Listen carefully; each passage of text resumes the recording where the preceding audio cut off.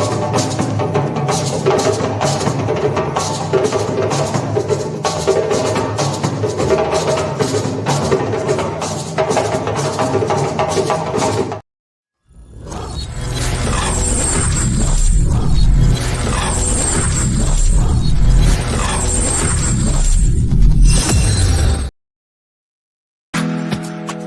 trials and tribulations, you have prevailed. The spirit is unbreakable, never derailed. With a rich heritage and culture and grace, Liberia, you are the land where you grace.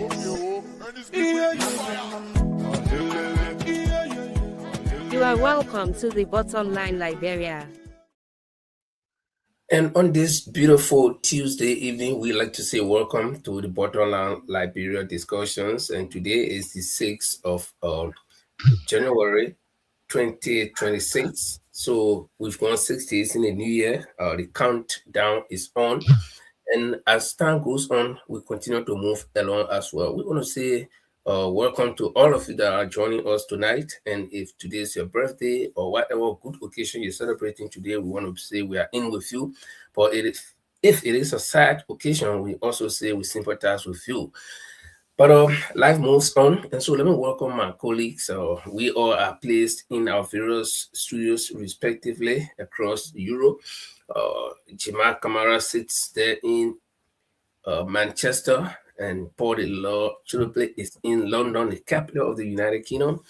Mr. Morris Yakuba Dolly is also in Manchester, while I'm here in Scandinavia, in the Royal Kingdom of Norway. So we are spread across the continent of Europe, coming to you with the much needed information from around the world, and of course from back home in Liberia. So gentlemen, let me say welcome to each of you. We start with Mr. Morris Yakuba Dolly, and he's the elder on the show. They say, age before beauty. So Mr. Dolly, I want to say welcome to you on this beautiful Tuesday evening. How do you feel? What's going on? I see you're wearing hat today. Is it cool? Yeah, you've been freezing. I think Jamaica can attest to that. We've been having snow, all the kind of stuff and things. So you've been very, very cool. But just that I'm very much unfortunate trying to use a new laptop that I just got. So it's giving me a little strap time. But however, I'm on my mobile right now. I hope you guys are hearing me clear. Yeah, sure. You are clear. All right. So my mobile will be on, and at the same time, I will try to connect my laptop to see what other laptops video will come off perfectly. So anyway, glad to see you guys, and I wish to be with you guys tonight, and also we can at least as usual what we're seeing here. We do sugarcoat and we do fabricate stories. So as you see it, that's how we talk it. So. And so for that reason, Happy New Year to everybody. Many more years to come in our life. Mr. Chilople and Mr. Kamara, gentlemen, I'm glad to be with you in your midst. Thank you very much. God bless Liberia, and ANC should be the next government. Okay, thank you so much, Mr. Dolly. Let's go to Paul in London. Paul is... Let's go to Paul in London. Paul is a friend of King Charles. And Paul, how are you doing? How is the city? Well, good evening, gentlemen, and good evening to our audience. The Lord Cholope is great. He's in the great city of London, the seat of King James, and the friend of King Charles. So it's good to be back on the bottom line. I want to say it's also good to be on Money Living, and it's good to be in paradise. So guys, we're going to have a good show today. London is great. It's been cold, snow, for the snow ready to play on us. What happened? If we're looking for white Christmas, it didn't happen after the Christmas before the snow came. So, well, we're in it already. The past few days now, the streets are filled with snow. So it is where it is. I think Norway breeze have flew over us from that end. So we're not experiencing it. Yes, it's good to be back tonight. I'm looking forward to a good discussion tonight. Thank you so much, Paul. And let's go to Jima in Manchester. Oh, Jima, before you even get started, let me ask you: is Manchester City Manchester City and Manchester United are the two teams still alive. And what's happening to Manchester United? Yeah, I'll well, be you with know, the news around today is about the sacking of the coach of United, Manchester United. That's always something about football. Once you don't meet up to, you don't deliver. We are not the owners of the teams are not. And they don't waste time on keeping people not delivering. So we won't deliver. So the Portuguese coach has been trying to deliver. He failed a couple of times, so he got sacked. That's only the news in Manchester United camp now. But for United, but Manchester as a city is cold. I don't think I want to complain about snow because if I complain about snow, what are those in Scandinavia? So it's a little bit okay, just like wet here, and Manchester always wet. So we thank God we stay out and we'll have a lovely, lovely Tuesday evening to have a better discussion. Wonderful discussion. Well, everybody sounds great, and it seems as though we're going to have a great show here tonight. Everybody's doing well, and you're talking about the weather. You see, I think sometimes our audience may feel that we're boring down with this our weather thing. In Europe, this is the biggest thing we got to talk about because this thing can switch any moment. Like Paul said, we're all looking for the white Christmas, right? Before Christmas, the thing came down like let me say like hell, and then everybody was saying, oh, and then all of a sudden it started like 3 weeks, including the Christmas week itself, and after New Year, and then exactly on New Year Day, some of them came down, and then small came down. But then while we were like -5, -4, -6 around the Christmas season, and today we are reading -17. In a day it was 19. Now we are 17. Tomorrow it's going to go to 19 again early in the morning. So it's getting cold. And you got to kickstart your car several times, or else you got a small device that you can use to just start a car. So it's okay in Europe when we talk about the weather because that's the highlight of our lives. But I want to say again, welcome to the Bottom Line Liberia discussions. If you join me the first time today, this is what we do here. We discuss the issues as they are. Somebody has a speaker open, Dolly, maybe it's you. If you are in a bar, please or lower your speaker, mute your speaker. Or let's Lincoln, meet. Mr. Dollar is logging on two. He's on his mobile screen of his laptop. Like we said tonight's going to be exciting. We're going to discuss in depth some of the things that we've heard, and so we're going to go to Paul to just brief us on the international front and then on the local front, and then after that we'll be taking our musical break and then come back. Well, thank you, Linford, and thanks to our audience for being with us tonight again. This is the Bottom Line Discussion Live.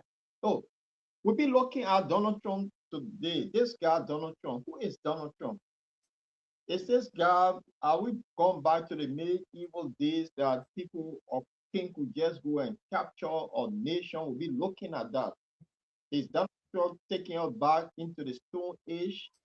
We'll be looking at that. We'll also be looking at Africa, particularly the Sahel nation. We know that Tuareg was one of the people that been targeted by the West. If you guys can remember, sometime last year, there were a mass protest that take your hand off Tuareg. Will Tuareg be the next on the African list, on Donald Trump's list?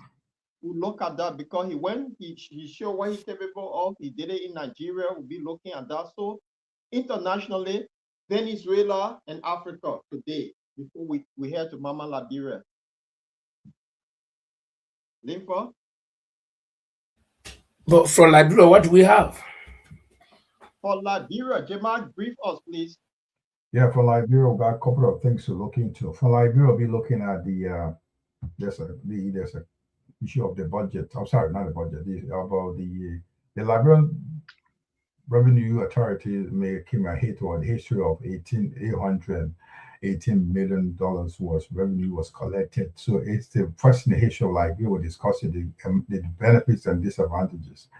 And we'll also look at this rivalry, some kind of communication or communication issue with the Senate and the House. Sorry, the executive and the House regarding the Maritime and the Port Authority. Some the president vetoing was sent back to the president. That's one. And then now to look at the analyst review of the arrest agenda 2025, 2 years on, as the ruling Unity Party arrest agenda has succeeded. Or those are the things we'll be looking at tonight from Liberia.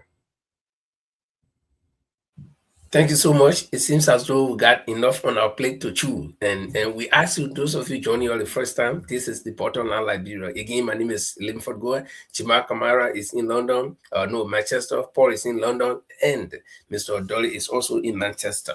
And so we are strategically located across Europe. And you already heard what we're going to be discussing tonight. So we're going to take a quick musical interlude and we'll come back. And the reason why we usually play this music is that it talks about the governance system in Liberia, how the people who promise our citizens and do not deliver when they get to power. And besides that, so that you that are just joining us will have small time, ample time to settle down, get a cup of coffee or something else so that you can join us at the end of the day. And when we come back right after this music, we're going to go deeply into our topics for today. So stay with us, enjoy yourself, and welcome to the Bottom Line Liberia.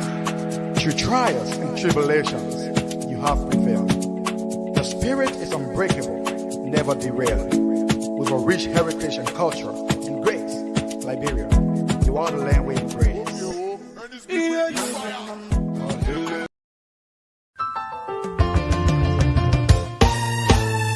My people, where you at? Where you at? Wake up from your slumber, stop sleeping. Wave your hands, wave your hands, wave your hands, wave your. Come on, come on, come on. I know you're sleeping now. You gotta wake up some more, yeah? Okay, let's go. The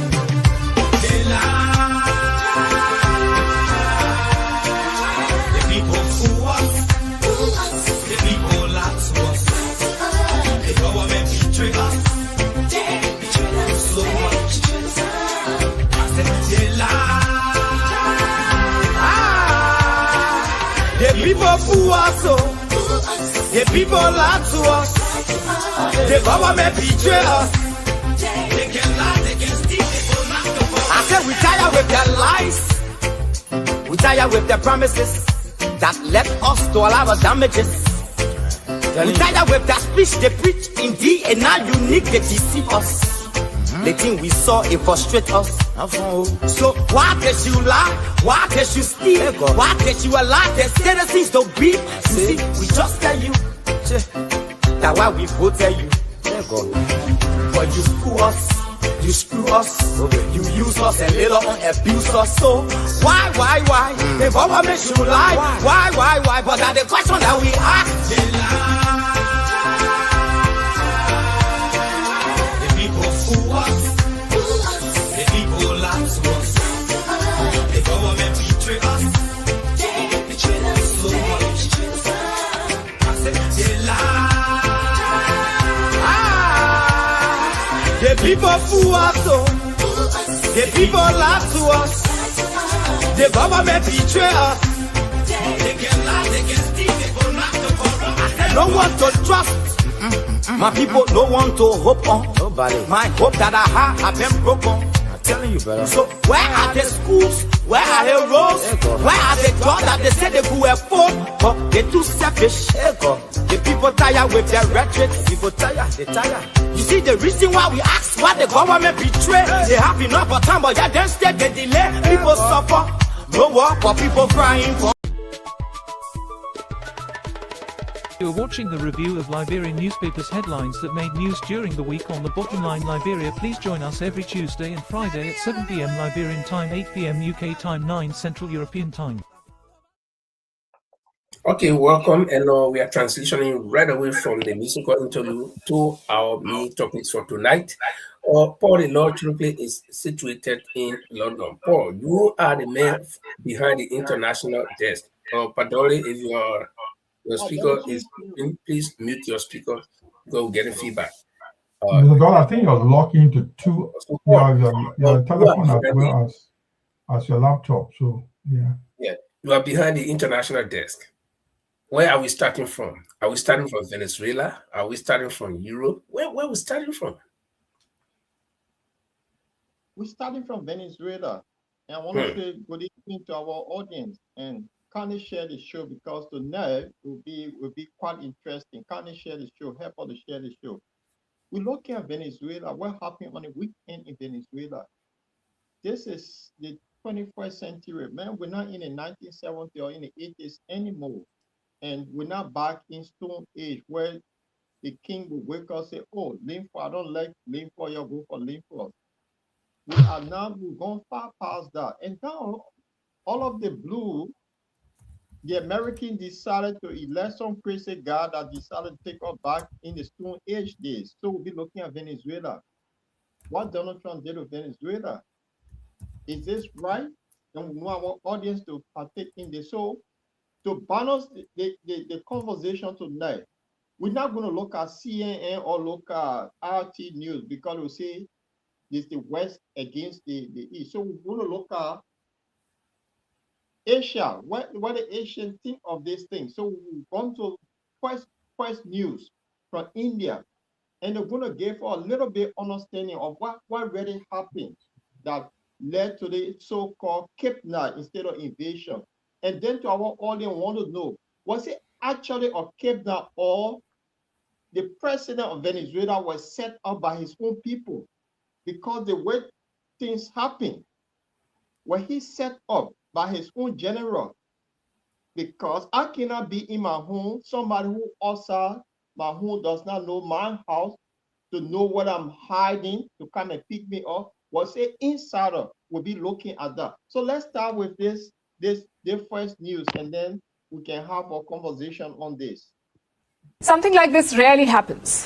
We've gotten used to seeing conflicts and flashpoints, but to kidnap a sitting president, that's as reckless and brazen as it gets. So the international community must be furious, right? Well, some of them, yes. Maduro did have some allies in the anti-US camp, like Iran, China, and Russia, and they have strongly condemned the attack. Here's what Russia said. This is deeply concerning and condemnable. The pretexts used to justify such actions are untenable. Ideological hostility has triumphed over business-like pragmatism. Moscow is calling this an act of armed aggression. After all, what sort of bully attacks a smaller neighbor? China, too, has condemned the United States. They're calling it a hegemonic attack that violates sovereignty. In fact, yesterday, China's special envoy had met Maduro in Caracas. He was the last foreign dignitary to meet Nicolas Maduro. Iran has also condemned the attack. They're calling it a flagrant violation of Venezuela's sovereignty. Now we come to American allies, especially those in Europe. How are the champions of a rules-based order reacting to this? With their trademark hypocrisy. Look at the reaction from the European Union.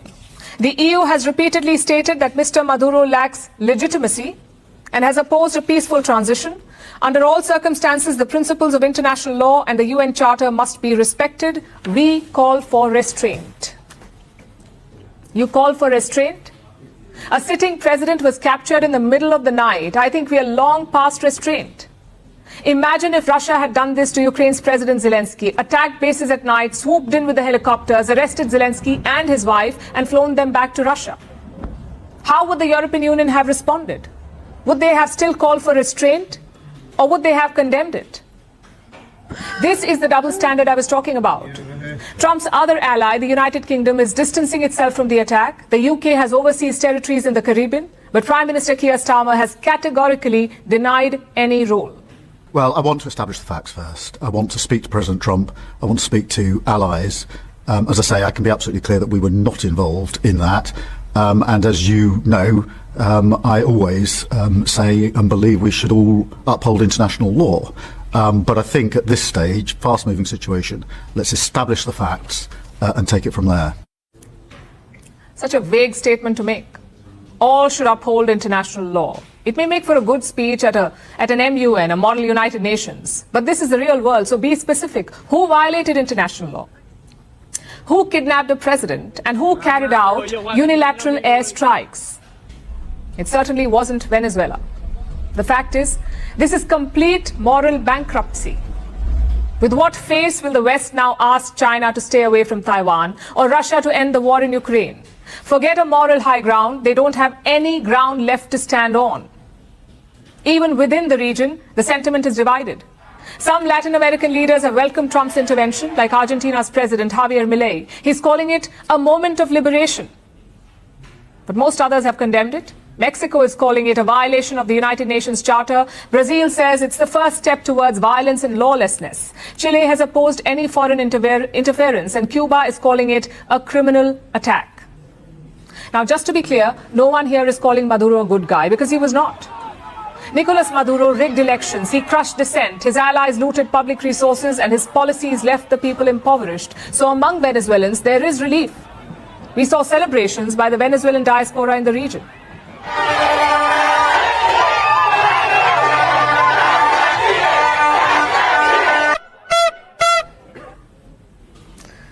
But Venezuela's problems do not justify a US military intervention.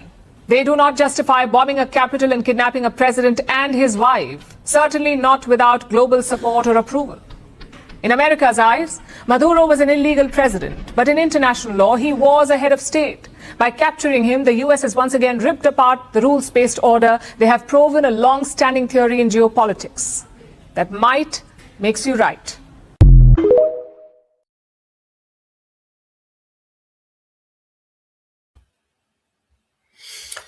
Yes, guys, we heard it. We heard it. And there were several things said in that video.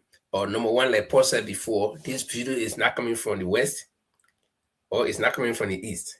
It is coming from Asia. And neutrality, yes, is questionable, or it could be real. It is left with you who heard this video to draw your own line between neutrality and or bias. That is not our place to say. But what we can tell you is that the producers of this video, they are not from Europe, they are not from America, they are not from anywhere else. They are from Asia. Asia, which is not part of the conflict. Popo and Jima, you heard the report by the lady. And several world leaders, including some of them from South America, they all have mixed reactions to this incident that happened. And even in the American government, in the Congress, some of the Democrats and even Republicans are condemning this as act of violence. So I don't know, what are some of the things that you guys took away? We can start with Paul, if you like. Yeah, you see, Linfa, to start with, and I would just start with this thing. They kept now of Maduro. And this is what concerned me before we talk about the Donald Trump and the American effect. How did they get him without? You see, you come to my house to capture me, and there's no resistance. I'll even harm you. Just take me away.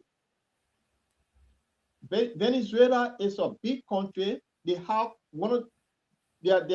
they have huge military as well. Their military force is equivalent to the UK military manpower. So it's not like a small, and they have a lot of weapons in that country. But how did the Americans got in to take Maduro and his wife? Well, it was the general that sold this guy to the American. That is the question that a lot of people struggling with. With no American, you could see the helicopter flying into the place. That one helicopter was not even brought down. No injury from the American side that came to cause trouble. So that's one. But who gave this guy the legal right to go after or setting precedent? That's the question that everybody asking. So when this happened now, he have given Russia and China the free way to do what they want to do because they have power. So in that video, if it was Russia that went for Zelensky, the whole West would be on fire.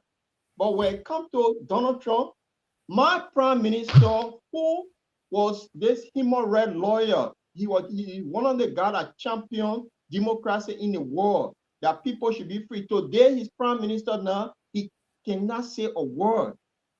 This is the hypocrisy that in the whole thing. With the Ukraine thing, he was the one that came up with a group called the Coalition of the Waiting, because what Russia was doing was bad. But Donald Trump decided to do the same thing. What happened? They all complete mute.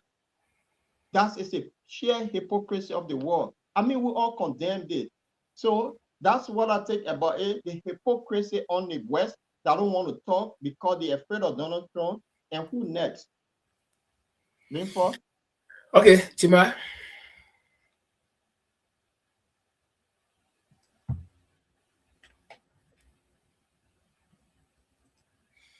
I think. Sorry about that. I was trying to do some. Linford, this is there's nothing to talk about. This the first and foremost is a complete violation, international violation here. We're familiar that. And the thing is, we all know very well this is wrong. And apart from the international condemnation, the War International Condemnation, there's nothing being done about it. What do you do if this happened to other countries? I heard in the video that the guy has been corrupt. He rigged the elections. There are hundreds of countries around the world that have done similar things.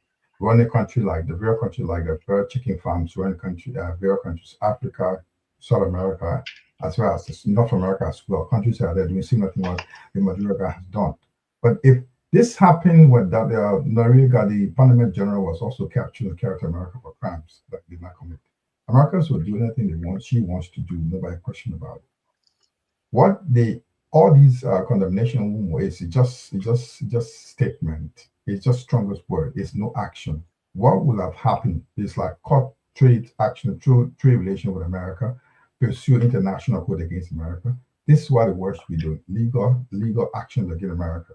But nobody's saying that. The very Prime Minister Keir Starmer in UK is not making any statement. So, we have to establish the fact and move from there. What does it mean? It's a vague statement like the reporter said.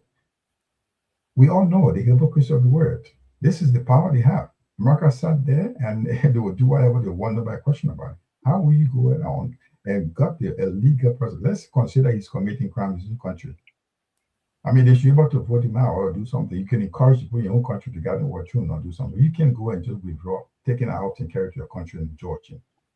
So this is why we sit today. America question anything. They do anything in the world. They say anything America does, anything nobody question America. That's the power America has.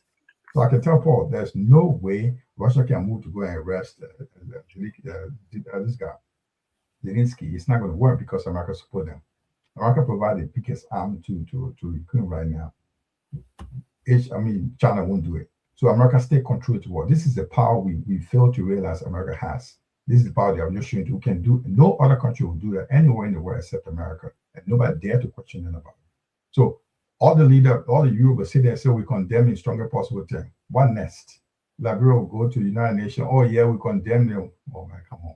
Other people will do the same thing. What next? So we are saying that if they really want action, they should have a code action, pursue code action. If it's not working, other countries should cut the relationship with America, economic relationship will hurt America. One way or another. There are a lot of ways you can hurt America to bring it to action, but nobody will do that. We're all going to condemn in words. In the strongest possible terms, we condemn the action of America. That's all we can say. So is that enough? No.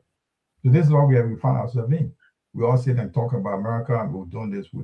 Trump will continue to do that until he ends his term. He's going to do what he wants to do. Nobody's going to question him. So this is how we see. So we hope it won't go to Africa and nothing will happen about it. Nobody's going to do anything about it. He can overthrow anybody he wants to overthrow. So this is how it looks like.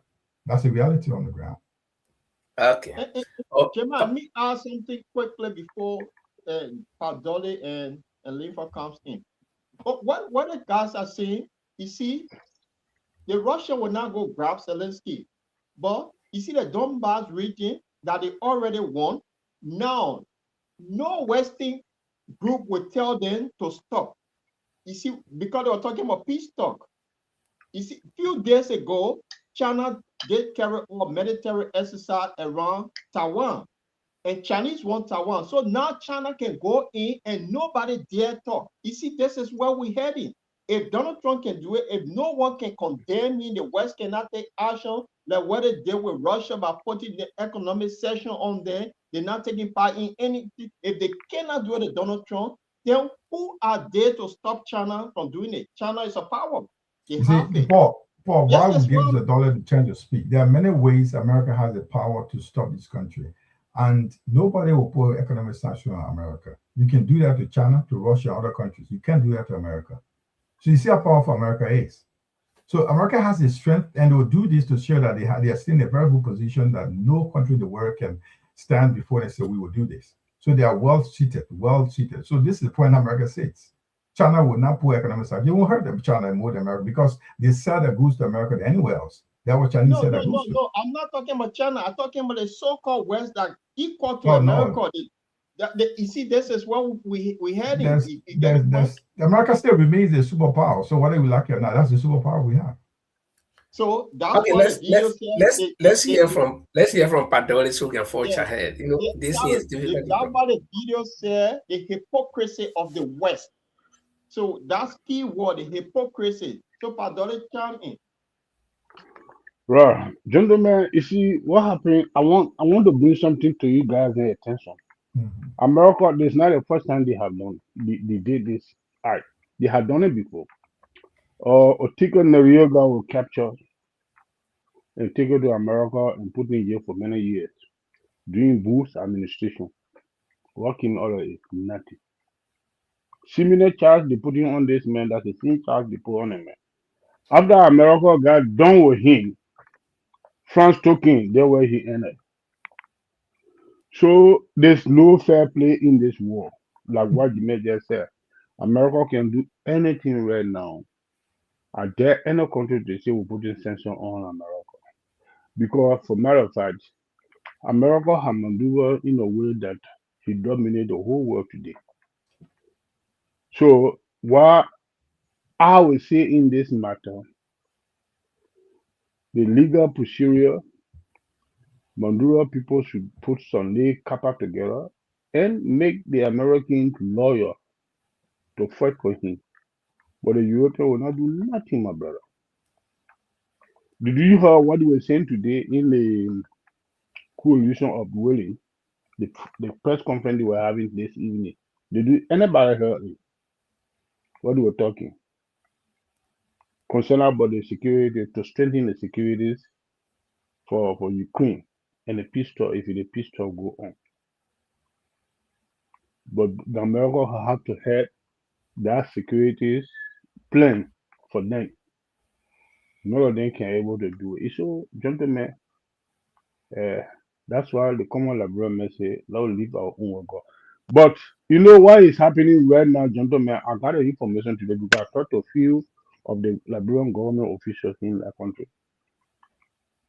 The thing that they worry about now is our representative in the United Nations, which is a Brown. The statement that he read, because he was waiting and gave it to him to say it, because he's a member of the Security Council. Now the Liberian government, the officials, and the entire government is worried whether Bush will not get angry with us. Can you imagine that?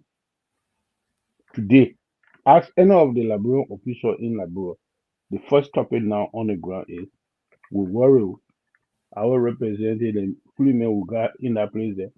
Look at the kind of statement he made. What would be the outcome from Donald Trump? So, gentlemen, I don't have much to say about this thing here, to be honest. Concerned about the security aspect, Mondura never had trust in his own securities around him because he knew many of them were already being sold to the CIA. Because even the chief of intelligence of Venezuela was captured some time ago and went and admitted and testified and agreed to the deal. He's there. They're going to use that man to prosecute this man. Yeah, they go before so, many things at the end of the day, the American want the people oil. Because Donald Trump has said all of you. It is so sugarcoat. That's the kind of man he is. Whatever you want to do, he say it. So right now, they need to worry about the Western country, European country are worried about now if Donald Trump will not take agreement because he said he wanted. Okay. Thank you so much, Padoli. One of the topics today. You can hear me. You hear me, Padoli? I'm not putting the story up. He was on the BBC. Yeah. Are you hearing us? Are you hearing me? I'm listening. Okay. No, I was talking and you were still talking. That's why Hello? I can hear me. Okay, I think all of you guys have said it, and like Padoli said, Hello? nothing much to say about this thing.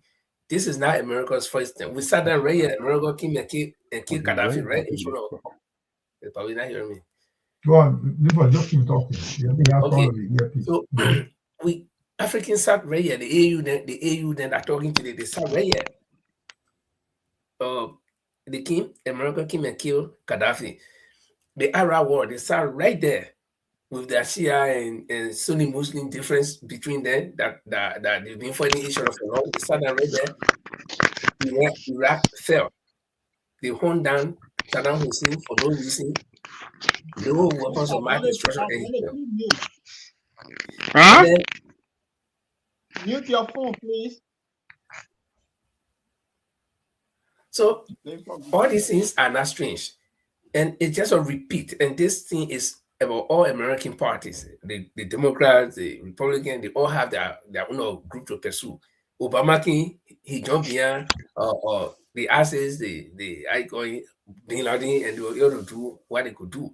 So these people, they will target people and move after them. And somebody said, okay, Jima said America is all powerful, and I agree with you. You know the reason why America is all powerful?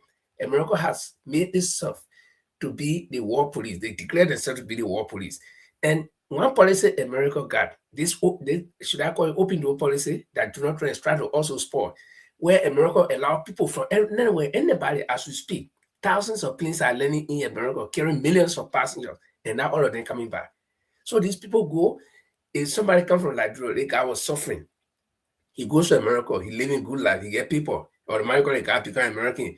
So when any bad thing happening to Liberia, whether America go and take Liberian president or start killing Liberian people, you say, oh, American, oh, it go for Liberian people. You see? So that's why you got a mixed reaction. You can see citizens of certain countries, like Venezuela. I saw a Venezuelan American today, he was praising Trump. Okay, so America has positioned itself in that kind of category. But let me say welcome to some of our viewers. Let's say I see some strange people here today. Jerry T. Sakuma, Sokama, Emmanuel Ali, also our man Francis Mensa is following, and Lumotro Mensa is also following. But we want to say, for those of you joining us for the first time, this is the Bottom Line Liberia Discussions. We are here every Tuesday and Friday. And today being the second edition of January, we want to say welcome and be with us all the time. But Maduro, his capture is still a myth, because some people say he was captured and some people say his security sold him. We have not gotten the correct truth. But I will play a video from somebody. By the way, Maduro made his first court appearance today. He will be coming back in March. Okay, he made his first court appearance today. And there was a lady, I guess she's from one of the South American countries, maybe from Venezuela, I don't know, because she spoke the language well. And she was in our courtroom, and she shared her experience with us. We will listen to that video and then get to know what she said. And then from there, all the suspicions about Maduro's capture and whatever, people will begin to think about it. Because this lady, what she said is that when she was in the court, the way Maduro marched in the court, and the way he was like, confident, and even telling the judge that I am the president of Venezuela. I'm still the president. So let's hear that video or listen to that video, and then we'll be able to analyze it for ourselves. So let me try to find it, please. Forgive me. This is yeah. So we roll the video and hear what she'll say. Nicolas Maduro, and it was a remarkable. So I'm just getting out of court with Nicolas Maduro, and it was a remarkable court appearance, something like I've never seen before, because he was just allowed to speak, like he was presiding. Even, he towers because of his height. And when he was asked his name, he said, "Yo soy Nicolas Moros Maduro, el presidente de la República de Venezuela." He goes, "My name is Nicolas Moros Maduro. I am the president of the Republic of Venezuela." And then he goes, "Fue secuestrado en mi hogar en Caracas en una intervención militar de los Estados Unidos." He was like, "I was kidnapped from my home in a military intervention by the United States. And he was like, yo soy inocente, no soy culpable, I'm innocent, I am not guilty, mi país está sin presidente, my country is without a president. And because there was real-time translation and like gaps, perhaps that's why he was indulged by the court. But typically when a defendant is asked to confirm his name and just make a, enter a plea, it's yes and no, not guilty, whatever. But not, yo soy el presidente de la República de Venezuela. You could just feel the weight in the room. And his wife did something very similar. She was like, yo soy la primera dama de la República de Venezuela y soy inocente. I'm the first lady of the Republic of Venezuela and I am innocent. It was just a heavy, heavy moment in the court. And because it was it didn't really flow because of the extended speeches by both Maduro and his wife. That's what made it a lot more weighty. And there was heavy security. Still, one person was able to get in, and as soon as they were escorting, he was eventually removed from the courtroom, but as soon as they were taking Maduro out, 30-minute hearing, he goes, "Tú vas a pagar en el nombre maldita de Venezuela. You are going to pay in the name of Venezuela." And to that, Maduro said, "Yo soy presidente. I am the president, prisionero de guerra, prisoner of war." So there was a lot of communication with Maduro in court today.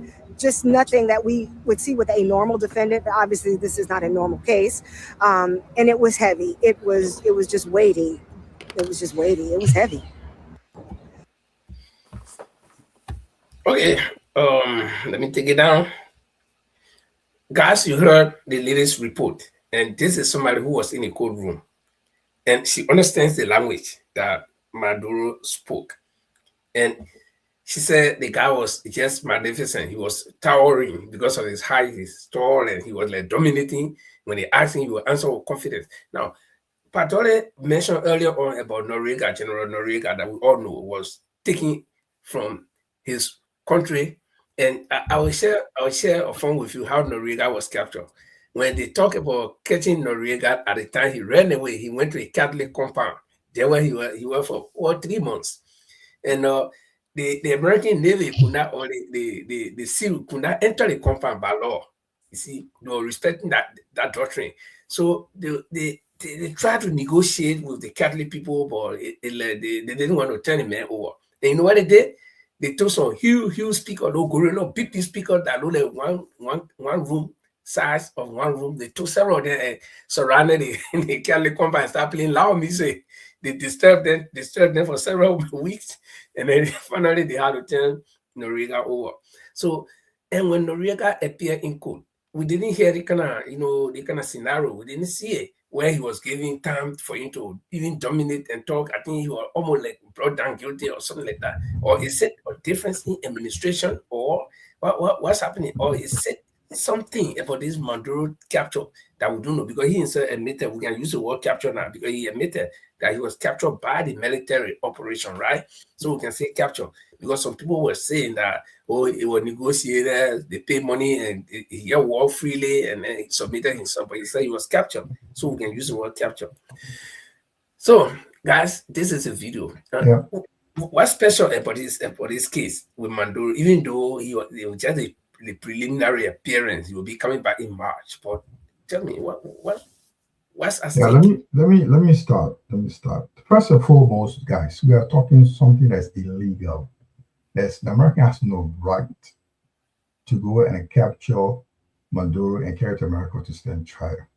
So that's the first. Second, I don't think on these jurisdictions, there's nobody in this world that America wants to catch. You have not caught. The only person I remember was General Farah al-Di of Somalia, who was surrounded by his own people. They went for him a couple of times, he did not get it, but eventually he was shot at the forefront. Probably could be his own people by being manipulated. He got shot, he got killed. The Somali military general. The standing trial in America, I'm not a student of law, but if Maduro has committed a crime within the jurisdiction of America, then he has all right to stand trial in America. The first and foremost, it's illegal. for him to Yeah, stand but for anymore. there is a charge on him, an alleged charge on him in New York for trafficking drug, something like that. I think that's But the there's ground. the thing here is there's alleged the crime of those are alleged, right? But it was not within a jurisdiction in America. It did not happen in American soil. So he did not carry anything. It may be commissioned by him. They have no proof. So they should be taken to international court, not in on the soil of America. So the first of all, I'm not a student of law, but these things we are discussing, gentlemen, it's just a waste of time. It's illegal for America to take a president to a country to stand trial. It's illegal. It should not be. It should be condemned. And the international community should stand up against America, against this act. Or else they will carry these horrendous acts across the continent, around anywhere they want to do. So for me, I don't want to be discussing Maduro at all. This is Trump's will of doing things. For me, it doesn't matter. What do you say? Jamal, you said earlier that nobody will do anything to them. So even international community condemn them, nothing going to happen. So we have an organization which are classified to be the most useless organization in this world called the United Nations. Yes, they're powerless. They can't do nothing. So you see before I let you go, Linford, one thing I will tell you that we are blessed. Ibrahim Traore skipped this when they start talking about the guys using the resources of the Burkina Bay to buy arms and duty without the consent of the citizen. The people stood and protest. This guy was willing to invade Burkina Faso and get that guy out. When Trump is speaking, he got his hand on the trigger. That's the kind of person he is. When he said I'll move, he already planned to move. So that's a blessing part that we did that Ibrahim Traore did not get moved, because the worst that this guy, you don't take Trump for granted. If he says something, he meant it. He said it when you're coming for a trip somewhere. He said the people in Nigeria, the Christians are being killed by the Muslim terrorists. We'll see what we can do. A week later, they bombed in Nigeria was bombed. And we also heard that Maduro, there's a drug trafficking going on. We didn't know a week, 2 weeks later, they invaded the country, captured the president. So this guy cannot be overlooked. So what he's doing right now, if he would just stand up against Trump before he ends his term, he's going to go across everywhere and he will do what he wants to do. And this is the funny thing. We stay there discussing it. It's a serious business. You can't do nothing to him. And the only thing he can go to North Korea. That's the only way he can go. He can go anywhere. He can go anywhere he wants to go. That's true. And that's a very good point you raised. I read somewhere. I read somewhere today, Paul. You come in. I read somewhere today, and they had the person wrote a long article and displayed some of the nukes that North Korea got, the ones that Russia got, and all the people. They say the only way America will respect any country in the world when they see these things, when they know that you have these things, that or else. Amen. What hasn't the little rocket man done that America's supposed to go for him and they can't go for him, and that even Donald Trump had to negotiate to meet with him? If you remember that meeting in the first term of Donald Trump, okay? Yeah, you're right. Yeah, you said the guy's crazy. He had his own looks. Second time America will speak against Russia, and then at some point, then even the same Donald Trump will want to meet. In fact, they even met. He and Putin met. I think 1 or 2 years ago. Okay, on their way to some meeting. So you see, they know in Liberia, in our local Liberian parents, they say raccoon know where to rub that thing. What tree you can rub it on. You see, but you can't do little Liberia that even get pissed off. They can walk all you. Yeah? So, but anyway, Paul, you were in speech. Yeah. So I agree with what Jamal was saying about this group. I mean, I will say again that you see, China is a power. You cannot say when China going to invade Taiwan, America says stop. If you do that, then there are two powers. So it will end up somewhere else. So what happened in the Donbass region? Listen carefully what I'm saying. The whole world have put their effort behind one point, say it's wrong, we sanction you. Now, tomorrow, the Donbass region will be captured and nobody will say anything because Trump have shown the weight of powers doing it. You're talking about Burkina Faso. It's not off the table yet, Jamal. Burkina Faso is just that they quiet on it, but it's not off the table. As long as Trump and France want Burkina Faso back, they want the resources, they're not off the hook yet. That's why you see they have funded the so-called access group in that region. They are the funders. They pretend that they're not working with these people, but they work with them. And they pretend that they're bumping them. So Burkina Faso, this young man is still in a hot water. So we're going to go into what Traoré himself said to the African leaders, West African leaders particularly, that something is about to happen here. Venezuela is a start. Europe also a big concern of Greenland. Now, Greenland is owned by Denmark. What happened is Denmark is part of the so-called NATO. So when Trump attacked Greenland, will he be with this NATO group evoke that Article 5 that they have that if you attack one country, we all come to your defense? Would that happen? But okay, let me make a comment quickly. Can I come in or leave you? Yeah, you will come in, but let me just make a comment quickly on this Greenland thing. Today I was reading and I saw a very strong statement from the Prime Minister of Denmark, and she mentioned that Article 5, and it is against the law that against their NATO arrangement that you cannot invade or take by force any property or land of any of the NATO members. And if you do that, it means that you have broken the whole thing apart. And so when you look at all this war on their hand with Russia and Ukraine, which of course everybody knows is being fought by NATO undercover, and then you come in to take one of your members' land, that's going to create a very big rift within the rank and files of the NATO itself. The NATO itself is struggling already. So if you do that, I think that would be Common has its own way of setting things. So if you feel that you're too greasy, they can use your own grease to fry you. You see, so you all do everything. That's anything. The breeze that will disgrace the chicken will always come from behind it. You can't expect it. So, I'm just speaking in tone, right? So go ahead, Padoli. Thank you very much. Look, gentlemen, to be realistic, we all are mature people here. We can read between the lines. The thing is very clear. The NATO you guys are talking about, America is the backbone of the NATO. He's a member of the NATO. You guys know that, I know it. America is a member of NATO. So, to see when you attack one NATO country, everybody will go against you. America, you say, is a part of that NATO. When you take one portion of his own place, what will come out of it? Nothing. So, I disagree with you. I disagree with you. You say your own, I say my own. Yeah, I'll give you. We'll make it that. We'll make it dialogue. I don't want to forget. Yeah. I'm not stopping you. You talk. I'm not stopping you. I just want to interject a point. No, you see the point. You see the point here. Let me finish. Let me make a point now, Padoli. You talk. Let me make a point. You are interjecting me, please. Can you allow me to point? Let he finish. Let Padoli finish. When I finish, you can come up. You see, what we're talking about here is this thing here. Everything that this man is doing, nothing is right. But what will come out of it? That's what we're talking about. It doesn't mean that what you're doing to say there's any legal aspect in it.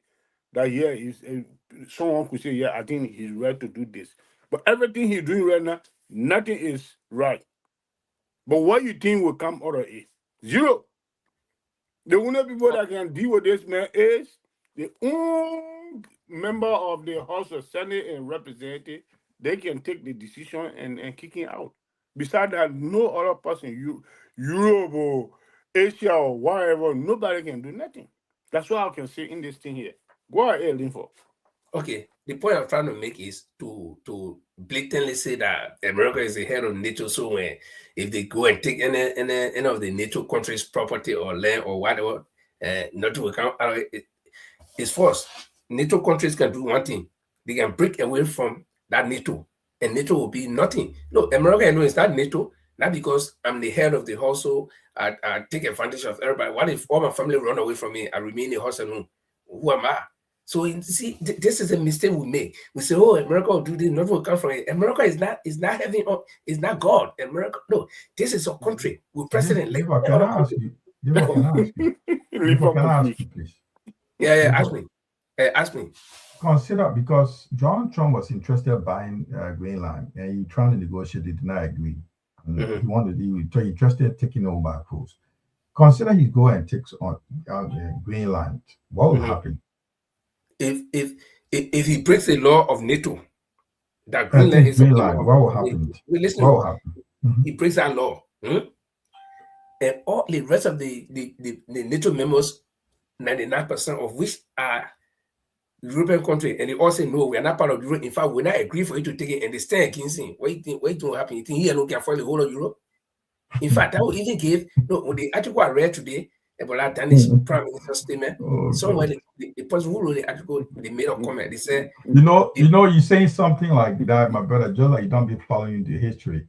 What's happening? What is happening? This is a mentality. What is happening? This is a mentality that we all have built. Yeah, but it's happening. It's reality, my brother. What's happening in Palestine? How many people being condemned? The Great United Nations Security Council condemned the situation in Palestine. America stood against it. America did not. United Nations is United Nations. United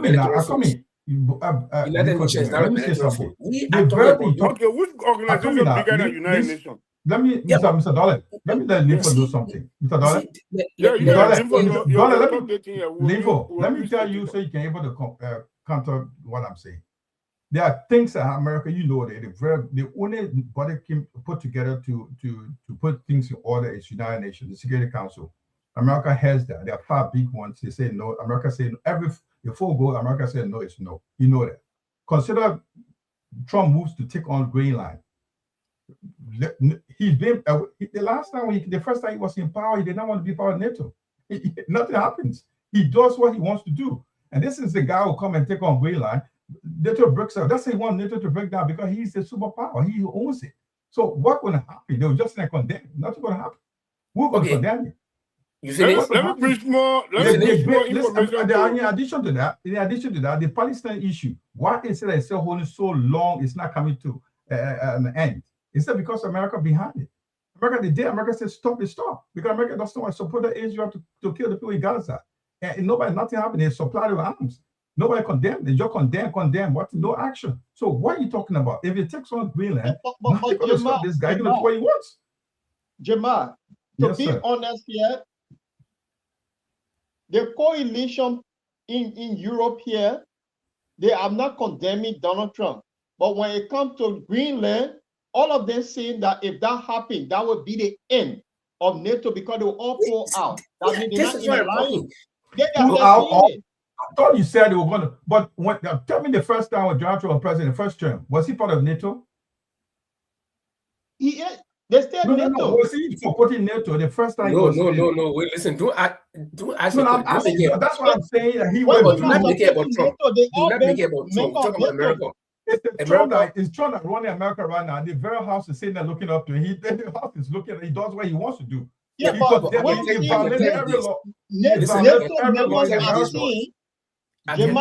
members are saying if he take Greenland, they will all pour out. Yeah, especially that will be the end. What he's saying, this bunch of Europeans don't do anything. When the guy when he negotiated with Zelensky without a president, what did they do? When the negotiation happened, he took them to America. They were not involved in negotiation with Zelensky. But the European involved before the guy involved. They did not even consult them. He took them to America. There is no need. There is no need. Don't forget about America. Let me bring something. Mr. Dollar, wait, let me tell you something. Mr. Dollar, and Trump's publicly said that America is the one that paying 60% of the support of Ukraine. And Europeans were sitting there listening to him. They withdraw. When he negotiated with Zelensky without the European president. And he went to when he took the meeting to Saudi Arabia. Why didn't he bring it to Europe? So why you guys keep saying so? You don't follow history. The guy took the first meeting to Saudi Arabia. The Arabs were involved. This is what we're saying now. I came back earlier and said what Trump have done, and he said no. Russia is more powerful in ammunition than America, and they're going to take the Donbass, and nothing going to happen because they were being very diplomatic. Listen now, they were fighting. They wanted to go by how they call this so-called United Nations Charter to say okay, because the request of them invading Ukraine, please take that thing. The Russian-speaking people in the Donbass wanted their help. So that is different from this guy going in and marching onto a group of people. So you see, okay. Paul and Linfa, let me just bring something to you guys' attention. Here's the situation. Quite recently, like what Jimmy just said, when the NATO get together, they say they want to give some weapon to Ukraine. What Donald Trump told them, he said, my weapon here, you gotta buy it. I'm not giving nothing free. And secondly, in fact, said, wait, gentlemen, wait, let me finish. Was NATO not giving weapon to Ukraine before? Were they not giving weapon? They were giving weapon. They still support them. They gave them everything. During Joe Biden time. During Joe Biden time. During Joe Biden time. That's why he said there's a peer report. The CIA, the FBI, whatever they call the British embassy, they still provide intelligence to Ukrainians. So there's no secret about it. They still do. But you say buy the weapon, taking money and sending it to another NATO member. NATO still provide a weapon for that. The reason why you keep hearing this thing that, oh, the Russians were dying by the taking land because they defeated NATO in Ukraine, so the whole thing have changed. That's the fact. Oh my God! Listen, Paul, can I ask Mr. Dollar? Mr. Dollar, I want to ask Paul one question. Mr. Dollar, Paul, who is the biggest supporter of Ukraine in NATO? No, guys. No, don't answer that question for me. America, okay, America. But that's what I wanted to hear. That's it. Let me make a point here. That's what I wanted to hear. We can go to a different topic because at the end of the day, I will take our best. Mr. Dollar, discuss take our tablet for nothing. Because the man. You see, this is typical. You are very typical Liberian. Oh yeah, I am. Nothing else. That's why right now you just said on the program because Louis Brown made a statement in UN. Well, become a Liberian. Let's talk one at a time. I will start. I'm just trying to tell Paul something. Paul, please listen. Right now, the worry right now in Liberia is what Brown was talking. The people, no, you don't want worry because you're typical Liberian. You worry because you're typical Liberian that Liberia have to say something against America for their illegal invasion. That's what Brown said. They what they did, they kept that they did is illegal. Then he said, oh, Donald Trump will come. This is typical Liberian. They don't see anything outside America that is wrong. That's why he's backing here. Louis Brown spoke. Okay. Africa condemn the whole thing, and you see Liberia's here. So that's typical. America is good in the eyes of Liberians. But when one is born, you say it. Yeah, you see, leave that Bible. Look at you. I'll mute everybody, and then we'll talk one by one. That's the only way we'll make progress. Okay. The point I was trying to make here, anybody who wants to say something, you can just let me know. I'll put you up. But if we all be talking, we'll not go anywhere, and the time is gone. But the point I wanted to make here, Chima and Padoli, we know America is powerful. When it comes to NATO, we know America is a NATO. In fact, America, the head of the snake is America, right? But tell me, if look at our snake, the cobra is very dangerous. Call it piece from the tail all the way to the neck. Where will the hair will go? The hair can go anywhere. All the NATO knows that if no European countries, American can sit down way in Washington and fight Russia and fight China in the East. No. So they need, we think, why they want to establish military bases all around Africa and in Europe, everywhere. Yeah. Tell me, why they want to go to Ukraine to establish NATO headquarters? To be able to reach quickly to Russia. Okay. So if you begin to treat your memos like this, and then all of them say, okay, we are withdrawing. So where will the NATO be? NATO is not God-made, it's man-made. It was made by the people. So when people withdraw, they get like, oh, you, yeah, come on, West Africa. when the Sahel region, when the 3 countries broke away from ECOWAS, what was happening? And all the North were around. So they have lost three powerful nations. Okay, and I'm wishing that those guys can even come back. So nobody, no man is an island. America is no God to say, oh, that America didn't want it. Yeah, they got the money, they got everything, but they use the money to influence the people. But if the people say, we don't want your money again, we don't want to do anything, we tell you what for you, what will do? Nothing. And in fact, that was even the commentary that was within that statement from the Danish Prime Minister today was that would even give the East the edge. So America not may be more around again because who they depending on in Europe. Yeah. Okay, Padola, I'll mute you. Padoli and Paul, I'll meet you guys so we can talk. Linfo. Okay. Linfo. You want me to come up? Linfo. Yeah, let you mention it for.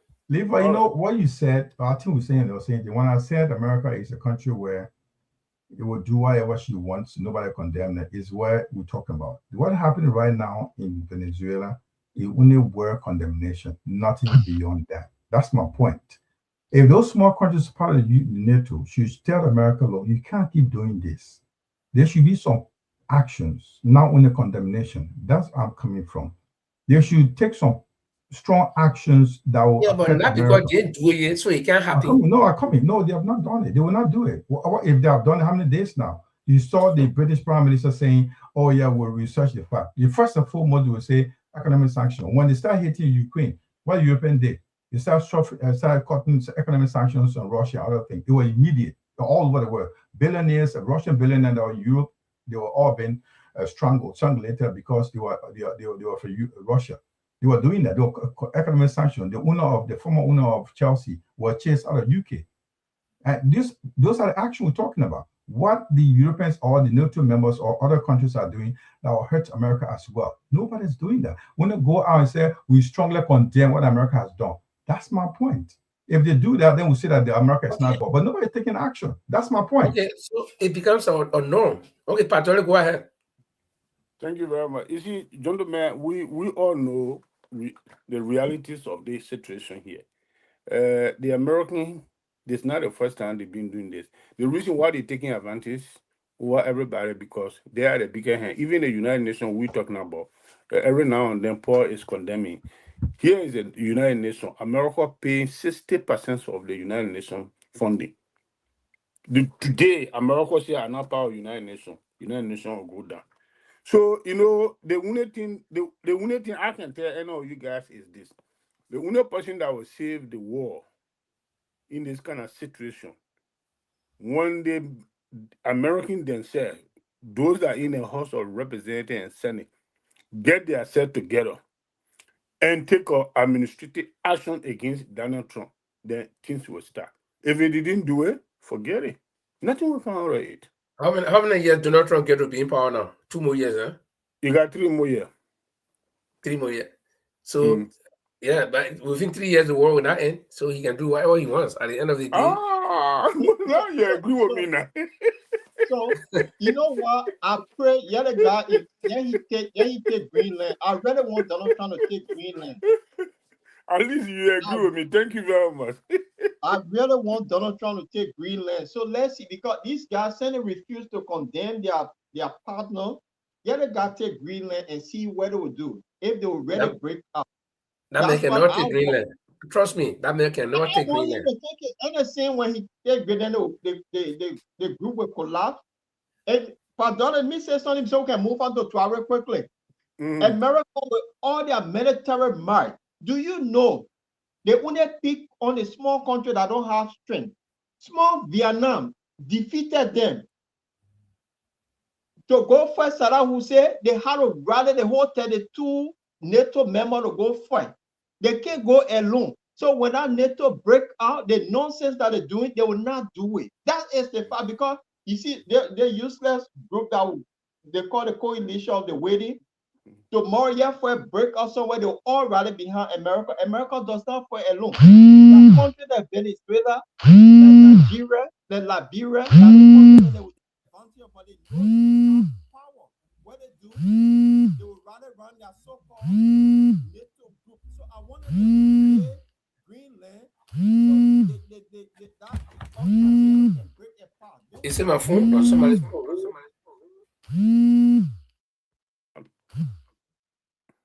Let's move Jamal and Linford. Something about Africa.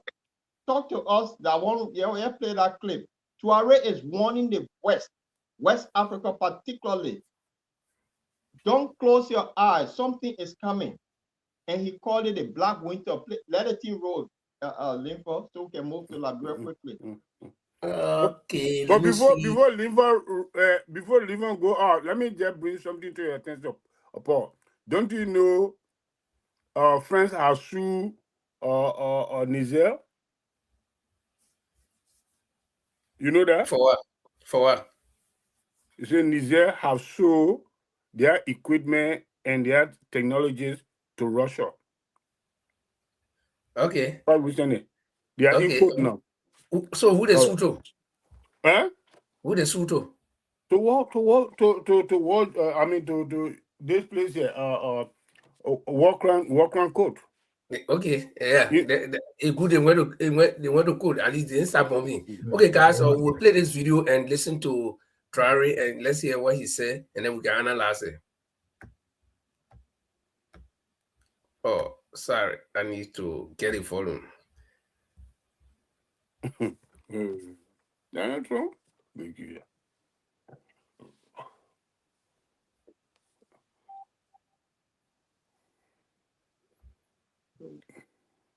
Traore has raised the alarm, and he says that countries in Africa must be vigilant because outside imperialist forces are looking to tear the continent apart. You have certainly all heard of the Arab Spring. Unfortunately, we regret to note that some Africans are not waking up. The Black Winter is coming. It would be a very cold winter, a bloody winter, a murderous winter. The imperialists are doing everything to set West Africa ablaze. Therefore, we must guard against this winter, the Black Winter that is coming. What we have done together in our countries is simply to put an end to this system and henceforth ensure the highest interests of our peoples. We have put an end to the presence of all the forces of occupation and predation on our land, taking security into our own hands, for ourselves and on our own. We have assumed full and final sovereignty. The imperialist forces, first of all France, are doing everything to sow chaos and justify intervention or cause popular discontent.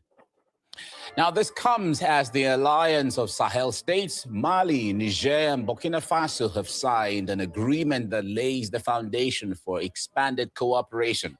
The nations launched a regional investment bank and television channel to boost their sovereign missions. Now, it includes a decision to create a new common currency called the Sahel, with an investment and development bank for the Confederation of Sahel states to fund infrastructure, agriculture, energy, and private sector projects. Now, for more on all of this, let's cross live to a panel of guests joining me right now. I have with me Pan-African activist Egesa Ronald Leonard, and I also have with me 2019 Nigerian presidential aspirant Victor Hai and investigative journalist David Hundein, all joining me now. Gentlemen, thank you very much for coming on the program right now. So let me start with you, Egesa. The alliance of Sahel states have plans to ditch the West African franc, which is linked to France and the euro, in favor of their own currency. Now, while they are looking to break this financial connection, how realistic is this to change the currency across these countries? Something like this rarely happens. Are you looking at? We've gotten used to seeing conflicts and flashpoints. Yeah, it is but to kidnap a sitting president, that's as... they have the political tools to do so. But announcing a change of currency is one thing, and then implementing it is a different thing altogether. Now, implementing that change is a process. There are a number of things that have to be taken care of.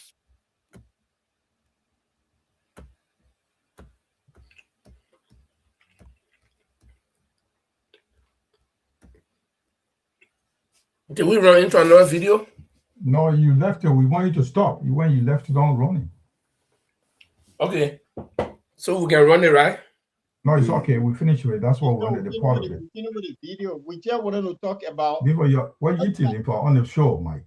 Mm-mm. Before you need to go at the background, then you come back. If you are I'm not listening, eating. I got problem with okay, my tea. I'm okay, then taking but you food gotta off. go come back when you take the thing out of the mouth. It doesn't I go am back. not eating. I got problem with my tea. I'm trying to.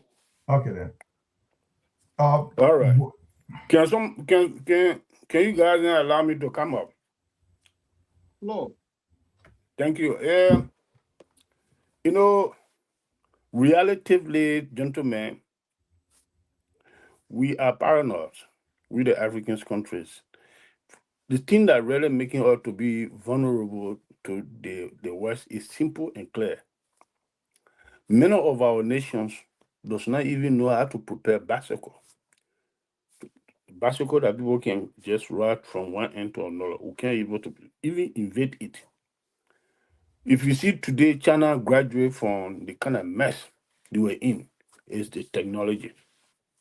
But many of our African brothers and sisters, when we're talking about technologies, to make sure that to invest into it, our government and to invest into technology, so we can able to invest things on our own, they didn't do it. They'd rather go and buy the updated military weapon from the West to come. For God in heaven say, you and I, Paul, you come to me, you say, Brother Dollar, that your raffle you got over there, I want to buy it. Mr. Dollar, quick I know question. when he Mr. became Dollar, more Mr. equipped, Dollar, you Mr. want to Dollar, stand over me. Eating, Mr. Dollar, I will give you the one that I can able to control. I can Mr. stay in my Dollar. house and control you on it. So these are some of the things. These are some of the things that we, He's the just African, talking. need to He's not even going with the graduate direction from. we're going to. Invest heavily Dollar, into one sec. technology. Let Dollar, our one sec. children then Linford, can you mute him? know how to go into this thing and so we can Can able you to mute him? invest He things. just keep talking. We're not following. Dolly, are you Prior to the hearing the coming other of people? the West Can you into mute him? Africa to colonize us, what they went with? The one with the weapon to colonize to. Probably let him. I'll mute him. I've already muted him. Okay, I'll mute him. He's not following. He's not listening. So he will stop. Flo, Jamal. I'll kick him out of the office. Then you come back. 1 second. Because he's not following. He's not listening. Yeah, but Dolly, I think other people wanted to talk, but when you No, talking, but he's not following. Something's not right. I think his system he's using. But Dolly? Yeah, so let's flow with this and move on to Yeah, but let him know that he's not talking, Paul. Let him know that we're not following him. Something's not But right. yeah, also you He's continue to not talk. hearing anyone, Jamal. We can't do anything. He's not hearing us. Okay. I know what to do to him. Don't worry. Yeah. Okay, so, well, Linfa, the video we just played about the Black Winter, what Tuareg is talking about. France is still after him. Donald Trump and the West, remember this General Langley that came out and said, oh, the men were using a gold. They stay in Ivory Coast. And Batara, the guy, the president. Paul, just a second, and he knows that he's off. Let me bring him back. Let me bring him back. Mr. Dollar?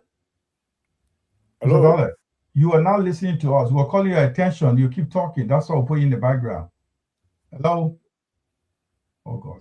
He's gone back. So what we're seeing here, General Langley is still in Ivory Coast.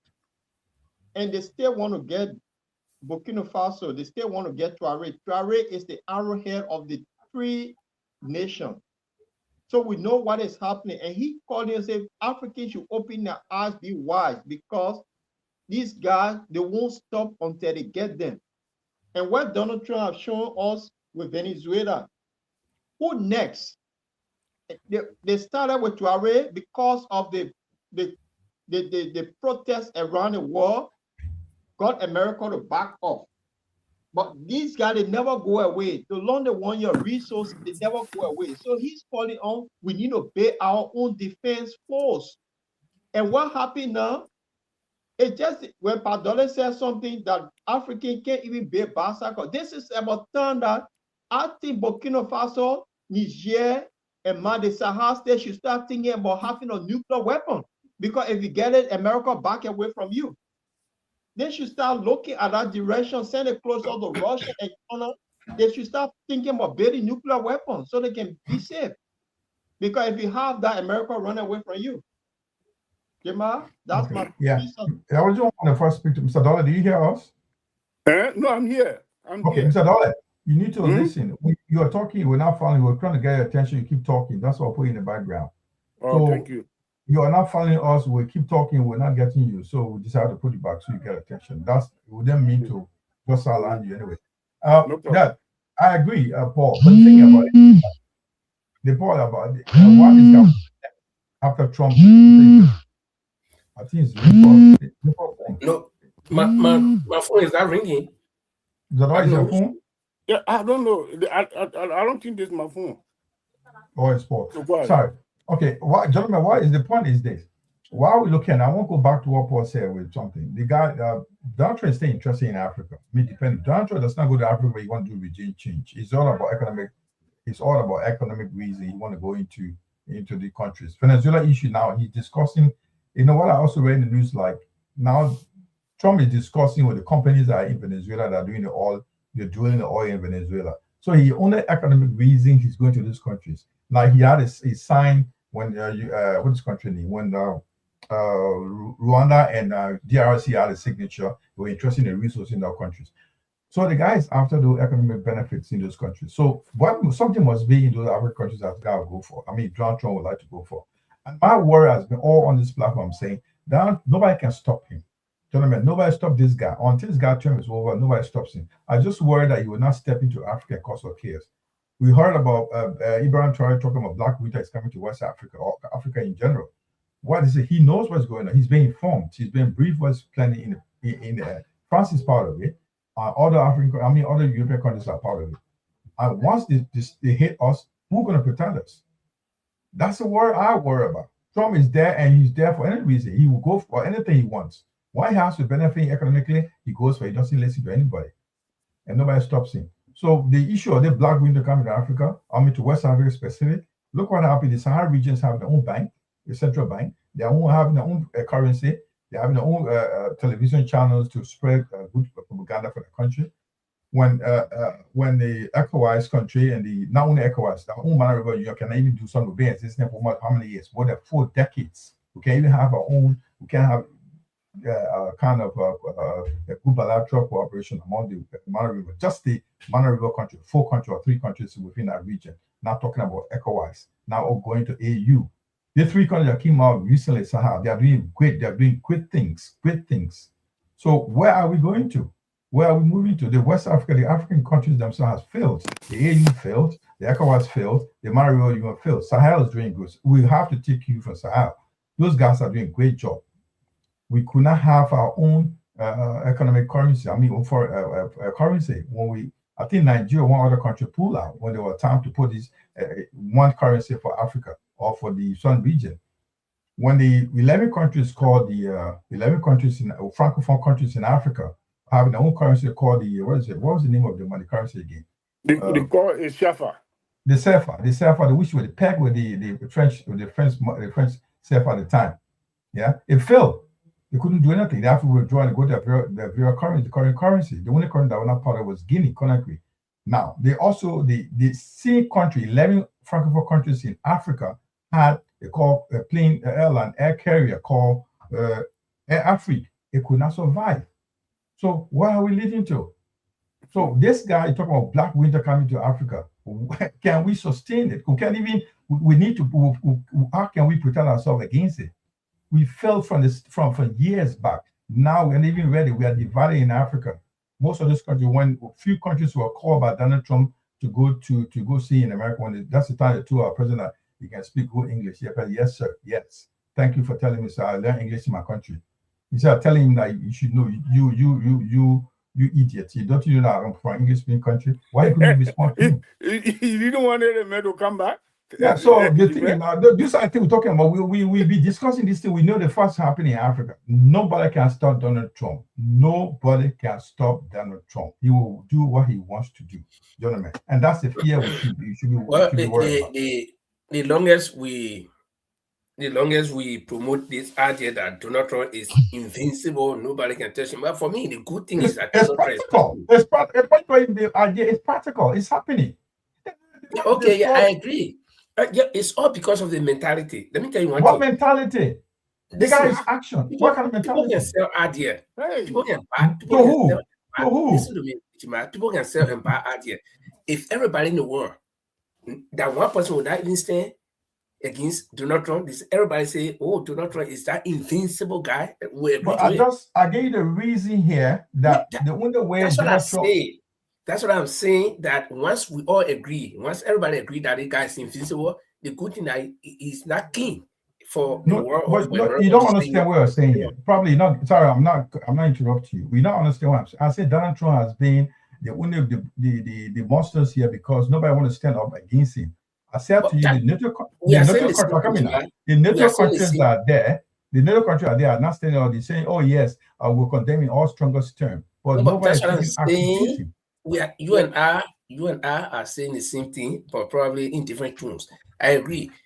My point here is this guy is not king. He's going to move from there in the next 3 years or 4. Yeah, it will cause collateral damage in the next even one day. Person they causing damage. Point of information, gentlemen. Point of information, please. Point of information.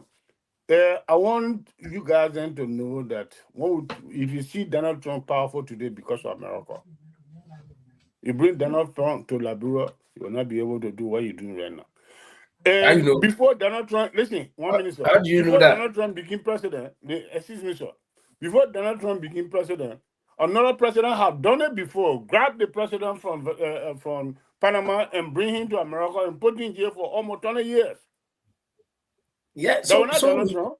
Because of American power. I don't want us to make this thing like it's a Donald Trump thing. That's the American policy. Yeah, it's America. It's America. Yeah. Donald Trump doing the American job. That's okay, but guys, I think we got to move ahead. We got to move ahead now. Yeah. It's America. So, Paul, are we going to Liberia now? Yeah, Jamal take us through the Liberia. So, I mean, just for clarity here, can somebody move the photo from there, please? Just for clarity here to Padole, Liberia took a stand on Donald Trump. In the Security Council, Louis Brown condemned Donald Trump for his action that he took. And I but there is a worry right now in the country. Yes. There's a worry right now in the country. Everybody worried. Padole, I only say okay, by the way, let me provide one information, Paul. Let me make one clarity. The statement that Bruce Brown read, he did not read it on behalf of Liberia. He read it on behalf of the three nations. So, yeah. And on Liberia. Yeah, but the Liberian people are worried now. They said that it comes from Bruce Brown more. But Padole, so when somebody kidding you because you scared the person, you can't say the person kidding you. Where you get it thought from? Because Donald Trump, you can't criticize him. You see that? You don't see Liberia worry. Why worry? The thing that happening, that's why I'm telling you. Otherwise, you see, I see no sense, no reason why people should worry. While Louis Brown said when he was rating and gave it to him, he said, say this. By the war, and that's why he said they're not from your own country or they're not from your own mind. But the country he come from, the people there they worry. So that's the one I'm saying. Who gave you that information? Because when you just saying you talk to people, so I am telling you okay. You do your background investigation. You got a lot of activity in that country that you can do it. You will be able to hear from people. All right then. So let's take a break. We're gonna come back. We'll go to Liberia. What's happening in Liberia right now? We'll take a quick break. We'll come back. Yeah. All right. This one. Yeah.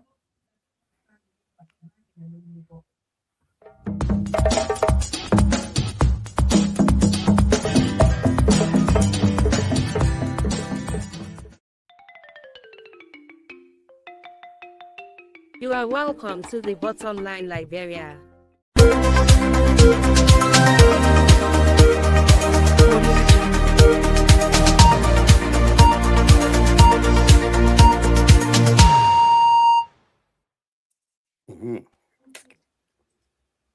Well, ladies and gentlemen, once again, I want to welcome you now. Just after international news, we want to go back to our own country, Liberia. There's a news from the New Dawn newspaper, the Legislative Defiance. We're going to look at what the Senate ignores Barker's key points to resubmit port bill. That's with the maritime and port. We have a specialist who will be discussing the issue tonight. Linfa is a specialist on maritime affairs. He will tell us what is the conflict here. We probably will be reading the news, something like the port and the maritime.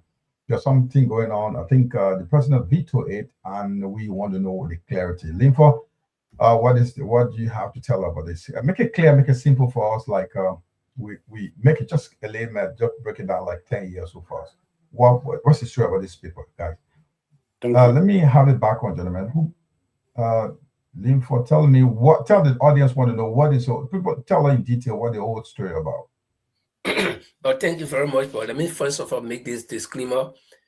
I'm not an expert on maritime activities. I'm a graduate of maritime at the International Maritime Shipping and Logistics, okay, at a higher level. But that doesn't make me expert, especially when it comes to the Liberia Maritime Authority. I have not read the act that established the Liberia Maritime Authority. I have not read that act, but what I do know about the issue that is unfolding, I understand the president veto a certain proposal that they want to centralize all of the ports in Liberia. Now, the first thing we need to know, and which I will hold myself responsible for, that I need to know, is whether the ports in Liberia are government ports, or they are private ports, or they are something we call municipal ports.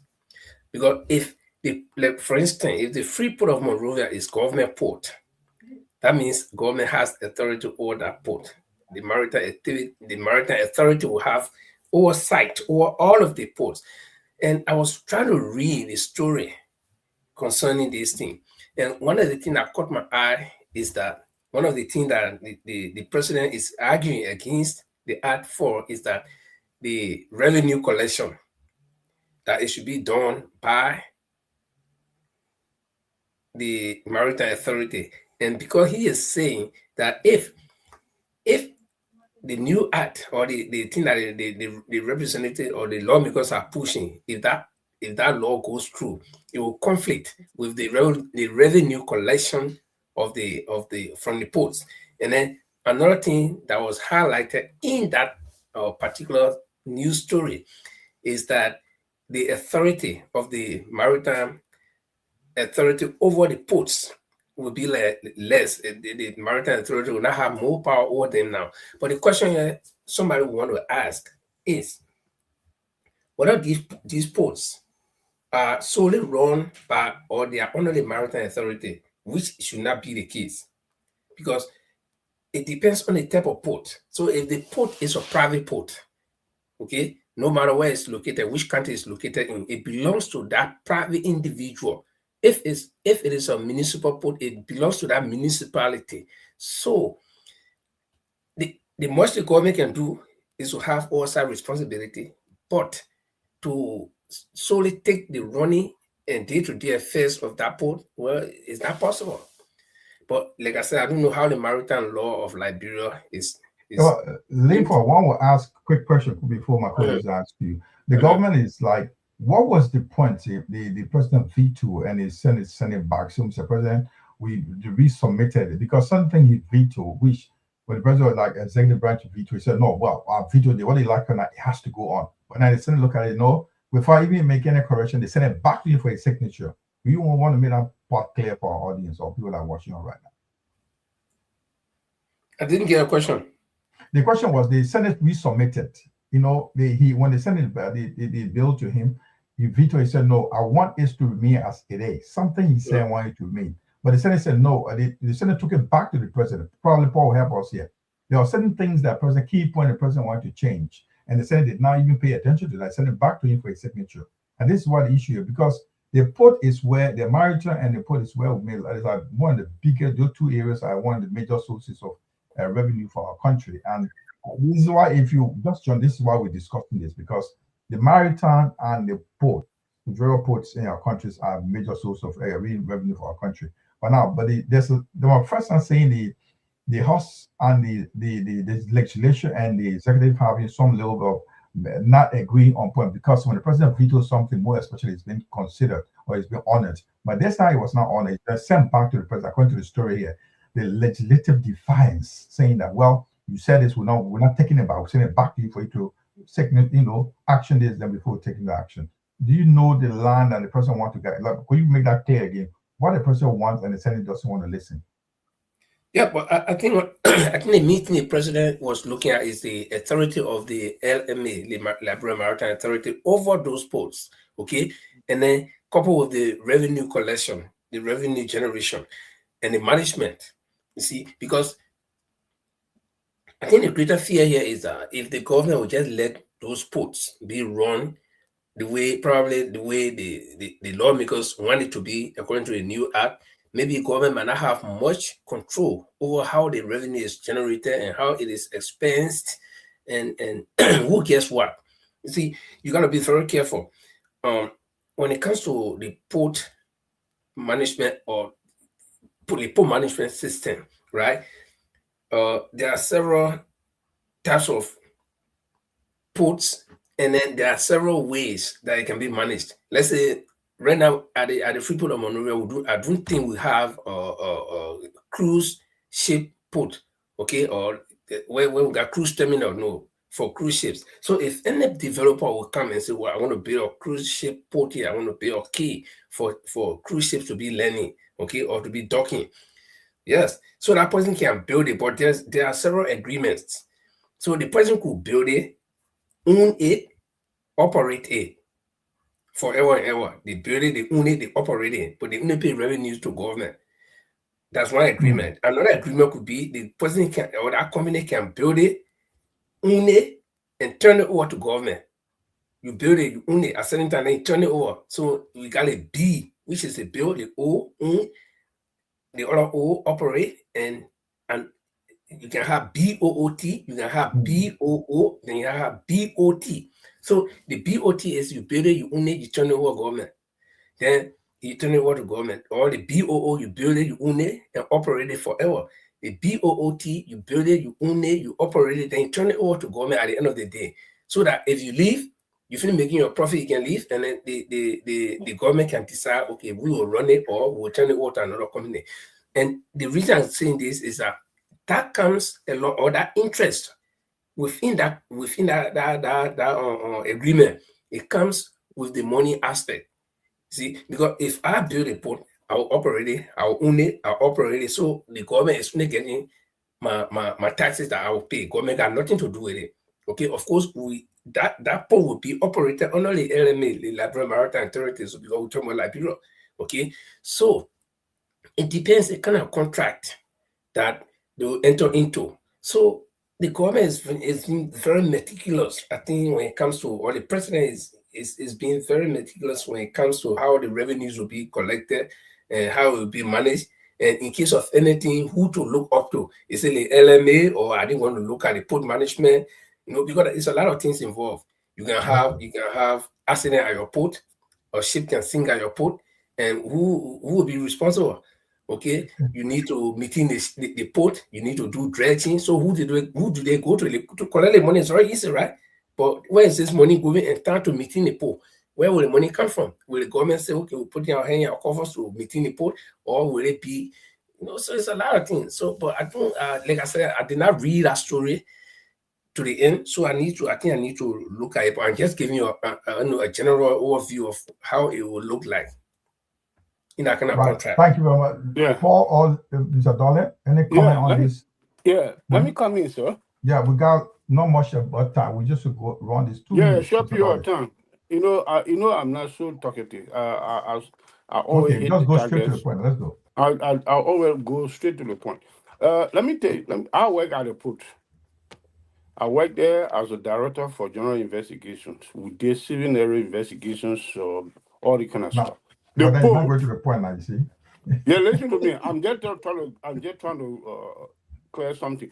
The port belong to the Liberian government. All the port in Liberia, headed by the Freeport of Monrovia, the port of Buchanan, the port of Harbor, the port of Greenville, all fall directly under the port of Monrovia.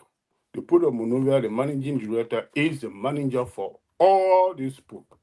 The problem right now, what happening is I have gone through the document and I heard many things what people were saying concerning about the bill that they're trying to put or the law that they're trying to put. Some people want the power, this Freeport of Monrovia got to play out. The port of Buchanan should be autonomous and run their own business and collect their own proceeds and whatever and things there. In terms of revenue collections, the port, the money that the port collect is not about the Liberian revenue. It's not about the tax. People pay. The business people, when they bring goods, the tax that they can pay, they pay directly to the revenue department. They don't pay that to the port. The Henry charges, that's what they pay to the port. That's where the port got their money from. And the companies then that have a warehouse and things there, they rent these places, they pay rent to the let port. me hold you, Mr. Dollar. The point I'm asking here is that what the president wants and the House, have an issue with. That's the point we're looking at right now. All right. Can you clarify what the president wants, what the president is saying, according to the document, that the Bureau port, they can manage the affair of the port, but the general supervision should fall directly under the National Port of Authority. There were the argument between the House of Senate, the House of Representatives, and the executive branch. Okay. If I get you right, what the executive want, what the House of Legislation want now? Yeah, the House of Representatives want the power that the managing director of the National Port Authority gets should be taken away. Every different port within the country should be independent and do their own work without making any report to the National Port Authority. And which the president said he will not be able to be under full control. There should be one supervisor, but the people should be given chance to run their port administrative work and things there. But one head should supervise it.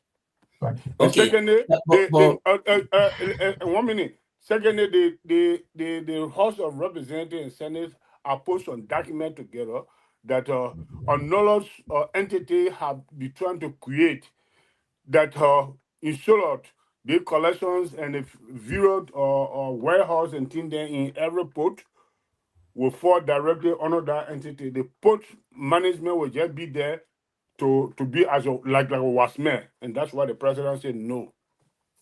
So you can go back and investigate. So if you go back to what I said, this is exactly what the president is trying to avoid.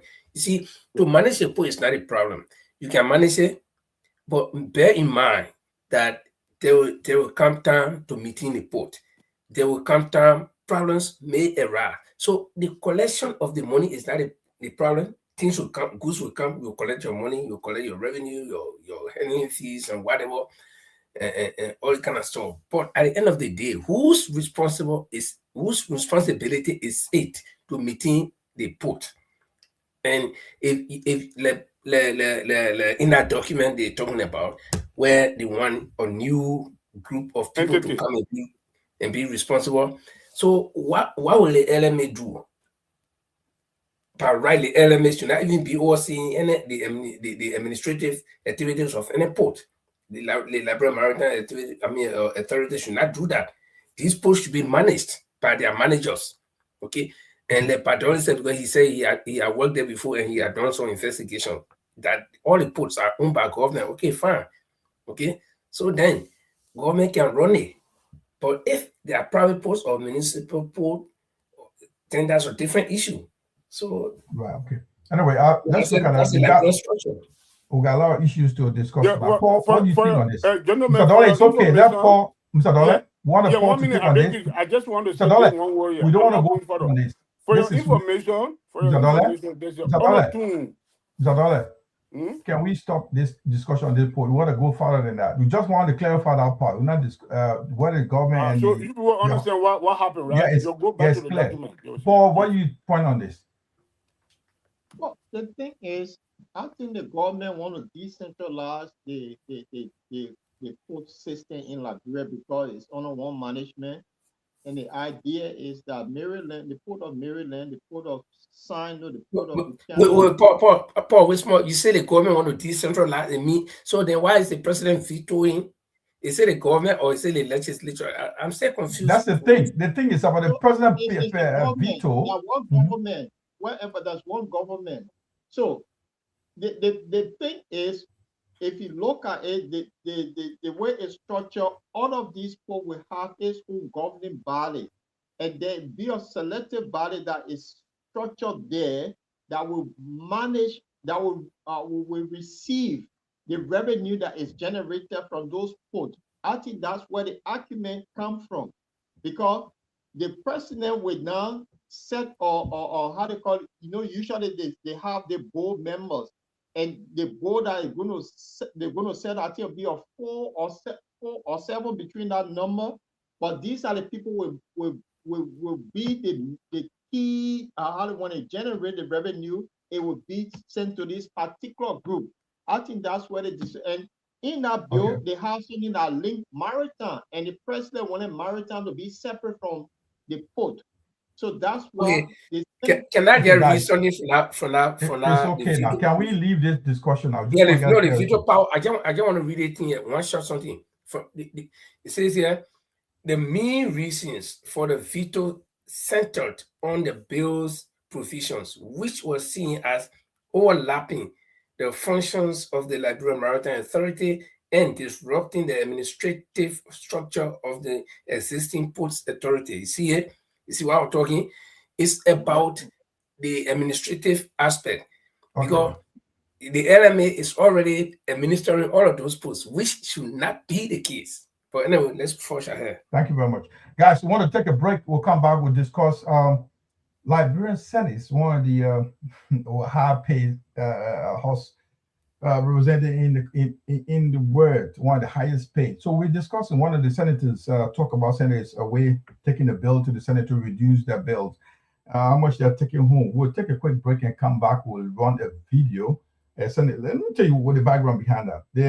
As of December 2024, this Liberian Senate currently receives $8,000 per month, including $15,325 additional allowances for transportation, reimbursement, gasoline, stipend, and so they take home after tax $12,000 every month, compared to teachers that take $150.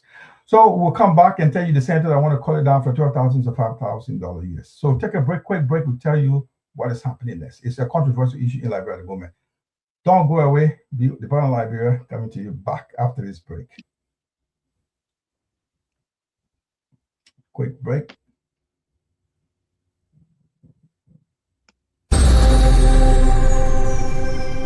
This is Bottom Line Liberia.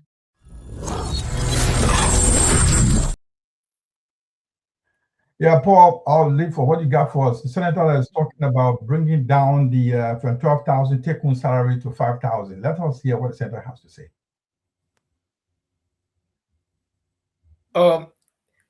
Senator Dillon of Monserrado County has been at the forefront of this salary reduction thing. And remember that this is a light, right? And this light went into the House in 2021 or 22, somewhere about.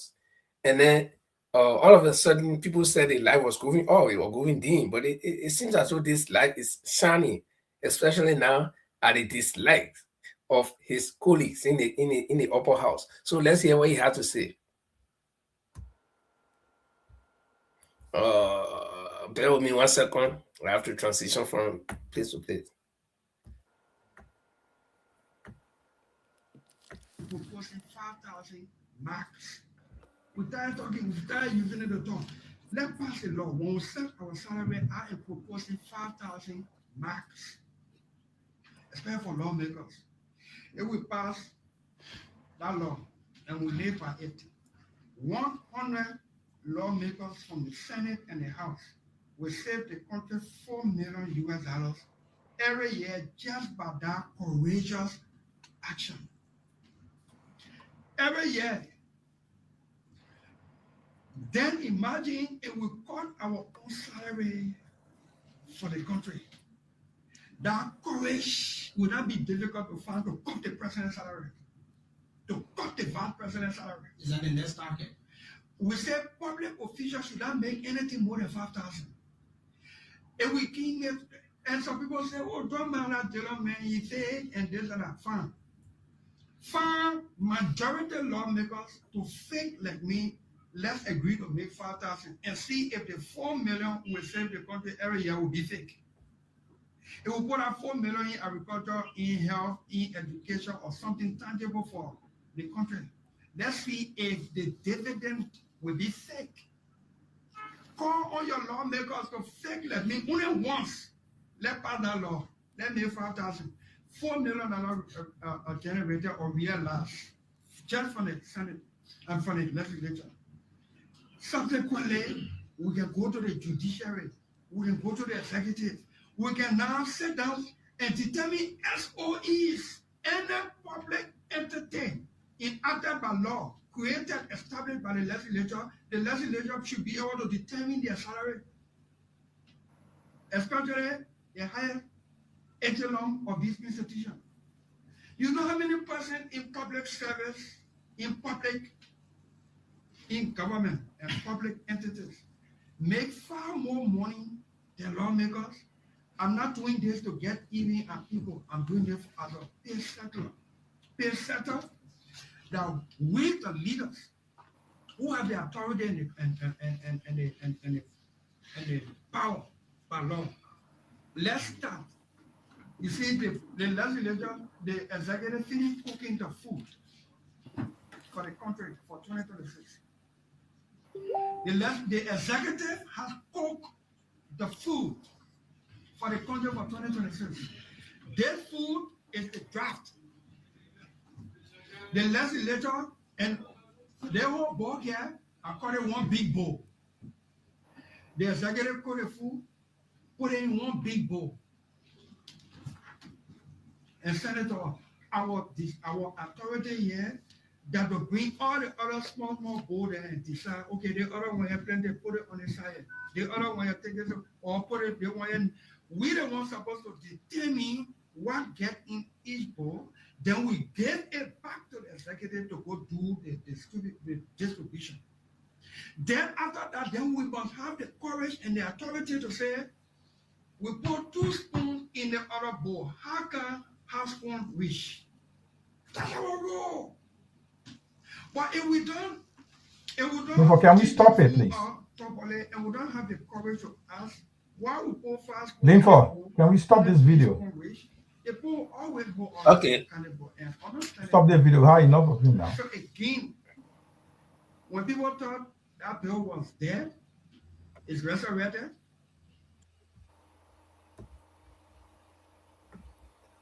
Right. When you put, I took it off. You put it back. Oh, yeah, it's off. I took it off. Guys, you have it. The senator talking about 5,000, 12,000 to 5,000. I know before you guys talk about it, I won't give you a chance. Now, I didn't hear the senator talking about the SUV that I acquire every 6 years. The government have to give them like just 9,000. They should be spent 9,000 every 6 years on the issue of the SUV, and that means in the year, the government of Liberia should be spent about 103 of them.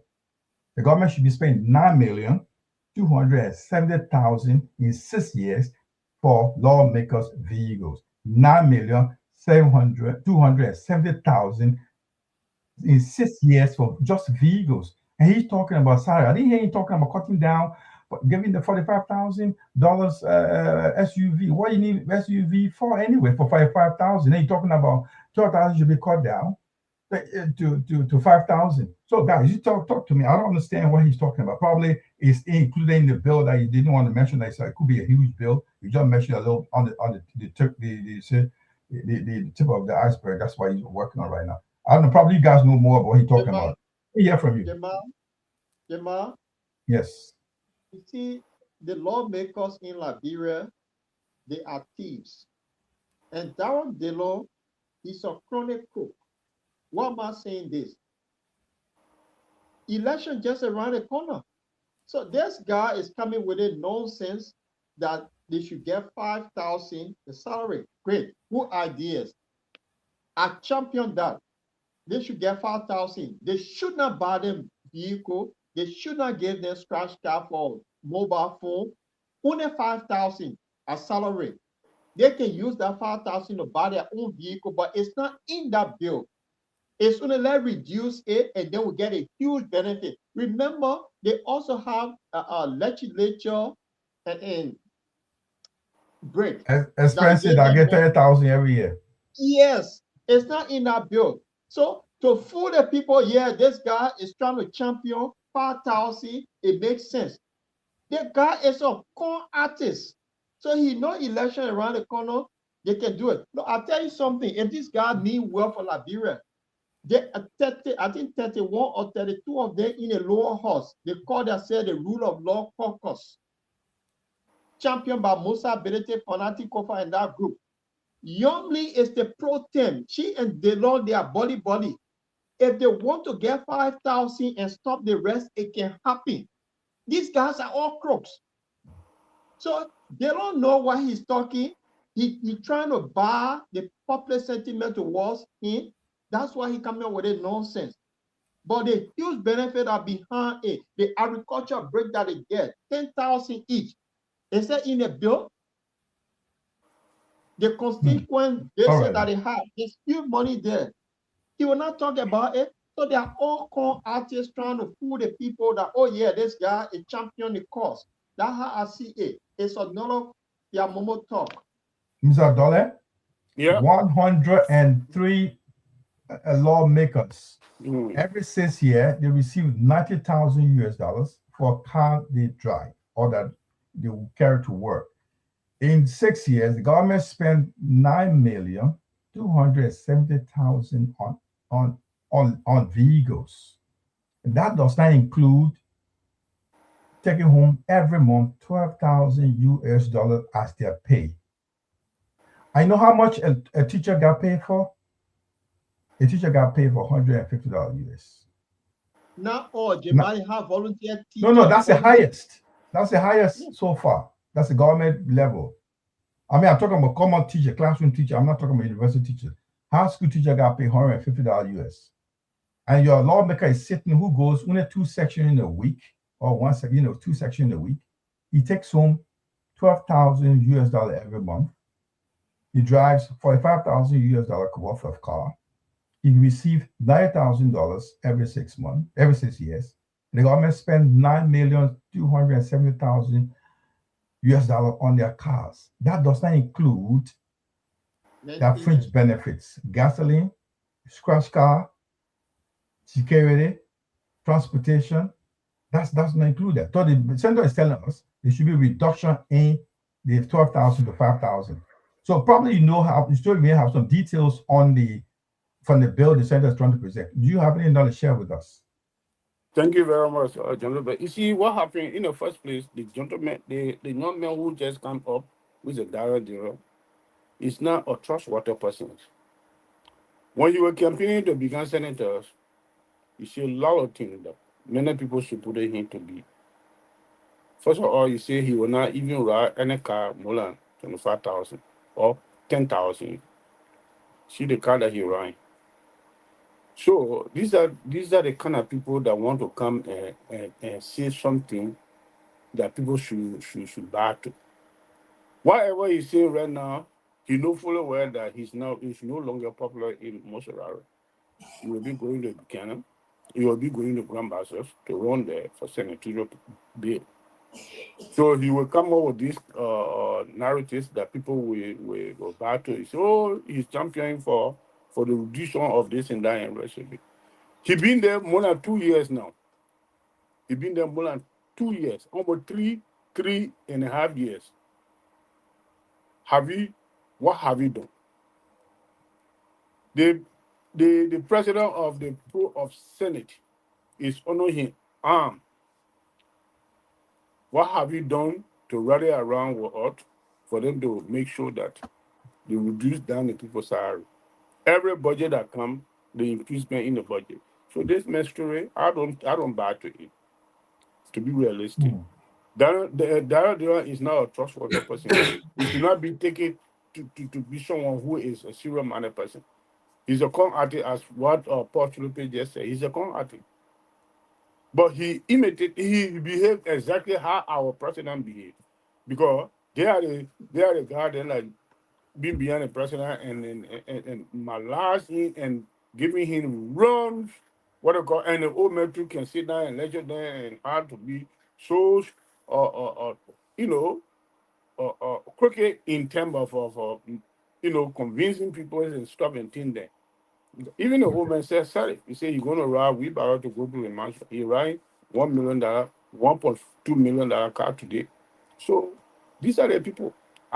If someone else come that we have no record on, at least we could say, okay, let us listen to this man. Let us see whether he will champion this idea he put up.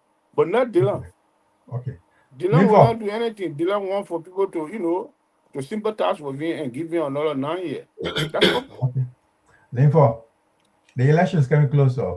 People are saying that you heard the sister say here. The thing that going on right now, ration between they and executive for that bill, Dylan want that hand inside. Okay. Thank you. Dylan want one because they're trying to bring someone now. Mr. Dollar, thank you very much. We got you now. Let me get to Linfo. Thank you. Linfo, there's a point. Look at what the sister said. He's going for election. Did you got to hear me? Yeah, Mr. Dollar, I want to ask Linfo to make a comment on it now. Linfo, are you here? Yep. Okay. Linfo, that was the light. Is the light is dimmed? And is the light getting dim? So you want to shine more?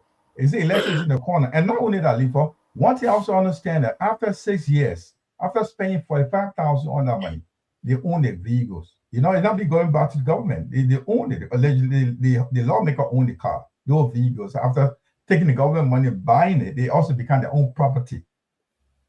Before you may be aware of what's in that bill. If you have anything to share with us, what do you think? Is our lawmakers they want the highest pay around the world, taking home $45,000 SUV, $12,000 US, and they got $9,000 every 6 months for just a car. Well, I don't know why would this be of any surprise to anybody or any of us here on the show, or even our audience. You know, I'm not a student of politics, but I've seen many politicians, and politics is maneuverability. If you know how to maneuver. No, when I hear people look at politicians and they say, "Oh, they man, you can't trust him." No, you can trust your doctor because sometimes the medicine he gave you the prescription on it, you know. But not politicians. Politicians can no nothing with prescription. They act according to how you see it. And let me tell you, you know why politicians succeed? They succeed because of us who are the political animals, who are the political supporters. Because before I go to any political terrain to even make a speech, I gotta assess the people need. I gotta assess how they think. I gotta look at how they think. I was in Liberia recently, and I was talking to some people who are relatives of mine, who are very powerful in my district. And one of them asked me, "But why you not coming so the people here can know you because you left for a long time? Yeah, you know that people that you're looking for." And when someone you're talking, I was trying to read between the lines. And guess what? All that thing he's talking, he's in this Boaka government, but what he's trying to see, he want to see whether I have that ambition to come. So politics is all about playing with the minds of the people. You go in the people's mind, you confuse them, and people will fall in line. Dillon did this thing to us. Dillon used to have a podcast long time ago. He used to talk sorrowful way. He ran against Sajusa. He won.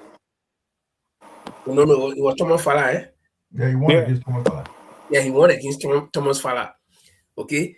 And then first he took Geraldine place, and then when Thomas Fowler challenged him, he won Thomas Fowler. And Dillon was the most popular politician at that time. You know, using the real failure and all these things, and people calling the lie. When this guy went into the hall, he even promised the Montreal County people $5,000 of his salary every month. All of that we didn't hear about it. He said he was building, and what did he say? A rehab center. That one room, something he renovated somewhere, according to some people. I didn't see it, so I may be wrong. Okay. And all of a sudden, this light went dim. In fact, this light, who was supposed to be there, they were the one even supporting government in all of the bad policies, the particular government. Okay. The removal of Kofa, the all hand were inside, even though he's in the upper house. But that aside, so Tuan Gray wrote here, elections are coming. So you're going to see people, the thing was small, but we should do something called Kalope. You somersault, right? You see people beating Kalope. So the guy is coming back to the Liberian people because this is what the Liberian people like to hear. Yeah, remember this, right? That all the people have been talking against the lawmakers for carrying high salary. So the law can never come with different topic to convince the Liberian people. So he takes on that particular thing. Like, amen, how long the guy been in the house for? Almost 5-6 years. Where was he all that time? The money they were taking. Why when he got it the first time he didn't talk against it? The cars that he even took, why he didn't return it, and the ones that he received, why he didn't refuse them. But even down that, elections are coming, then he come out. So the guy is smart, you know, and that's what politicians should actually be. Maneuver the people's mind, play with their mind. And it reminds me of Charles Taylor. When Charles Taylor look at the people walking, people died, and he look at the people, say, my people, I know the war that came, they kill some of your people. No, he didn't talk about killing people. He said they kill your animals, they kill your goat, they kill your cow. Because when you talk about killing the people have a cut. So he said, I know they destroy your property, they kill your goat, they kill your cow, but forgive me. You see it? So you kind of maneuver. You deal with the people the way they think that they want to hear. That's what you tell them. And that's where most politicians fail, when you think that you will go tell the people what you want to tell them. No. Listen to the people and tell them what they want to hear. It's simple. And that's what Dylan is doing.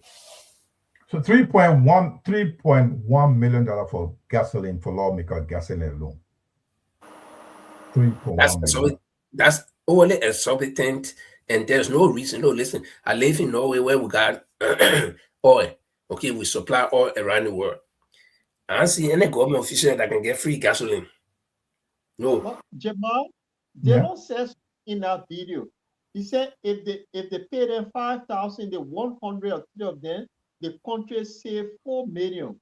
Yes. So if you take the vehicle out, how much our teachers, the police officer, will be making?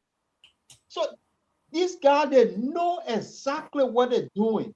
They decide to punish the country. That's why they don't just play call artists here and talking about this bill to make it look good.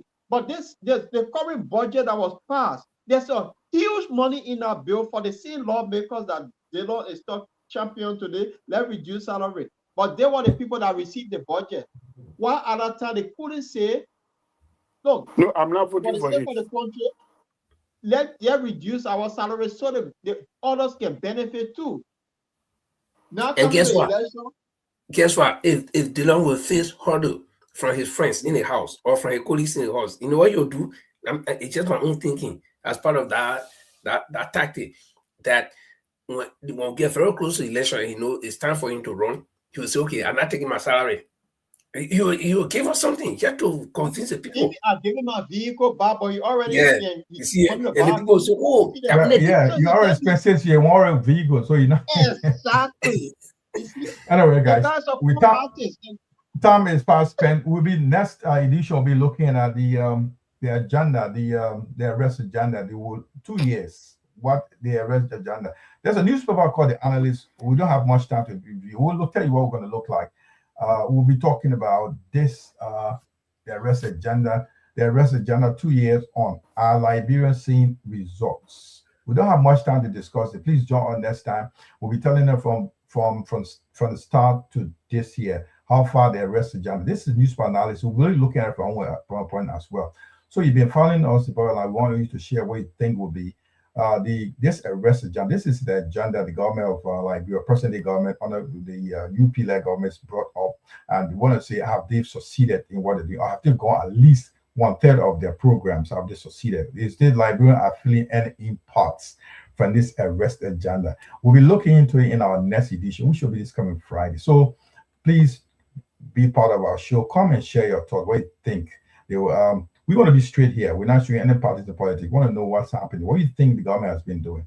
Has it been successful? Agriculture, education, road networks, healthcare, whatever you think. They told us they're going to do something. We want to be tearing down the government for the past 2 years. What I've been doing. So don't go away. Be with us next Friday. We'll be here. My guys will be here to tell you what they think, and you also want you to share your thoughts with us.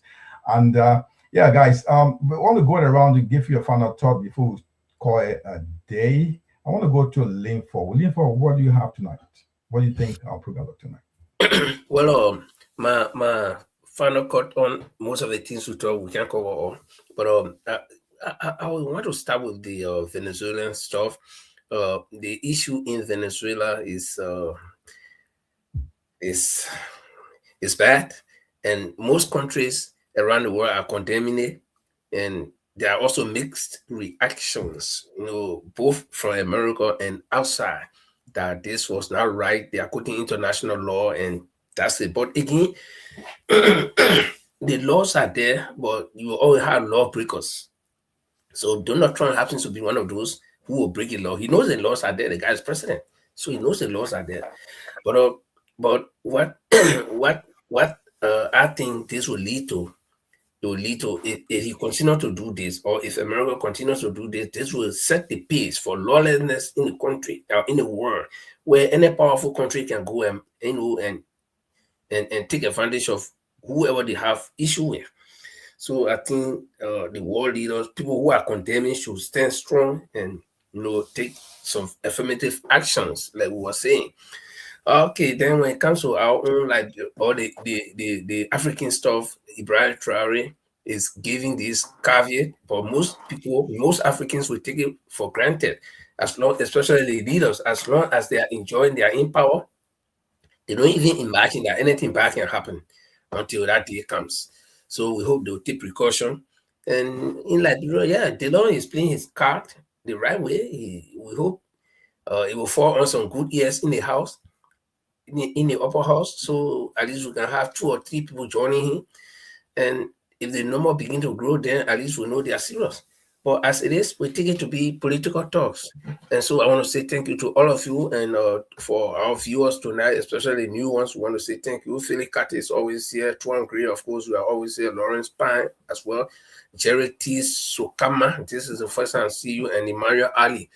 And also our sister Dolly Nelson, who is also co-panelist on the show at times. When she has the time, she always joins. So I want to thank all of you, and we hope you guys will be here on Friday for the next edition of the Bottom Line Liberia. My name is Linford Goer, coming to you from Norway. Thank you so much, and be with us next week, or this week, Friday.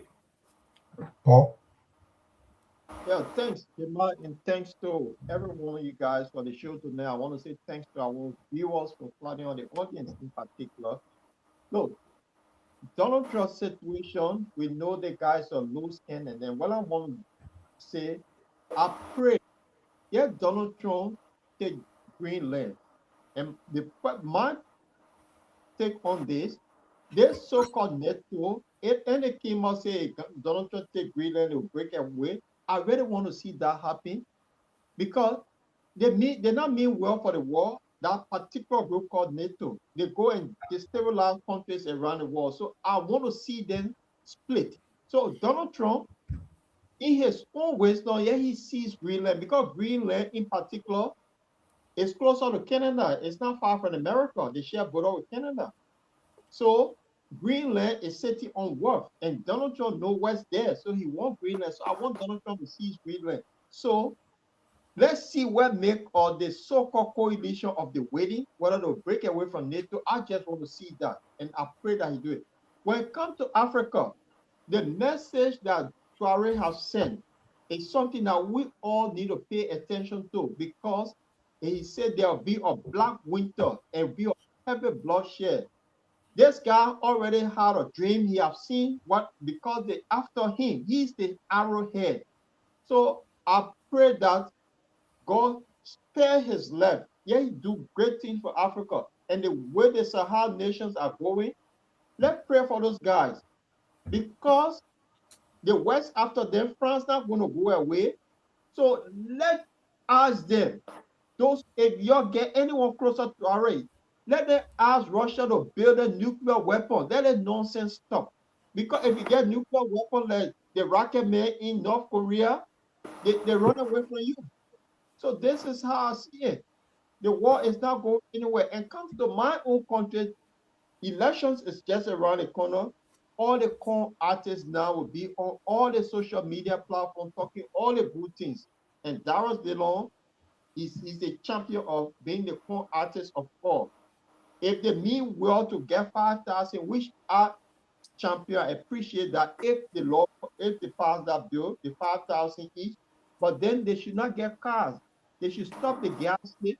They should stop the so-called money they're getting for a legislature visit, agriculture visit, and the agriculture break all those pennies. They should everything. Then we know they're serious. Let him liaise with the so-called rule of law caucus in the lower house. They say they mean well for the people. If they can all take that 5,000 and buy their own car, then JFK can have a lot of jobs. Our children can go to school because there's no free education in Liberia. That money can help children from kindergarten to 6th grade to get better education so to build their foundation. Because of those crooks in the house, the children are getting that foundation. Yeah, I think it was a great show. I just want to say thanks to our audience. Thank you very much. To be very frank, I don't have much to say here. I think my colleague didn't have say all. You see, the only thing that I can pray for here is if God can really save Africa and give us Google leaders that will concentrate on building all technologies, because that's the only way we will graduate from the current primitive that we have right now. If we can able to make things on our own, like China, we will be able to stand to defend ourselves in any capacity. In a gossip channel, that the people themselves learn technology. Oh, God. Listen. Don't forget about it. I said, if we, the Africa, our God bless our country with good leaders that will concentrate on technologies and put our children and our grandchildren then into that and give them scholarship for technology in order for us to be able to invest things on our own, like China. Definitely, we will be able to stand up to defend ourselves in any capacity. Until then, we will always be, what the young man is doing the right thing. But God forbid, if the days West decide to take any military action against him, he will not be safe because you don't have the capacity to stand there. So that's what I'm saying. Anyway, for Liberia, we all know Liberia. Right now, the worry in our country is what Louis Brown just said at the United Nations. But I look at it to be being so challenged because the man is there to do the work. And the people write the communication and give it to him and designate him to say it. That's it. You can't hold him responsible for that. Anyway, have a lovely night tonight. May God bless you all. Save the country we call Liberia and save our people. Thank you very much. Thank you very much on behalf of my colleagues, Paul the Lord Chilbley in London, Linford Egan Goy in Norway, Mr. Jacob Maritole, Jamal Kamarismani in Manchester. Once a big thank you very much. I want you to join us next Friday. We'll be here to discuss more about Liberia and the world at large. We'll be looking at the Liberian government 2 years performance. Please be with us, share your thoughts. I want to wish you a pleasant weekend. And in the best, we'll say thank you. Have a lovely week. Bye-bye.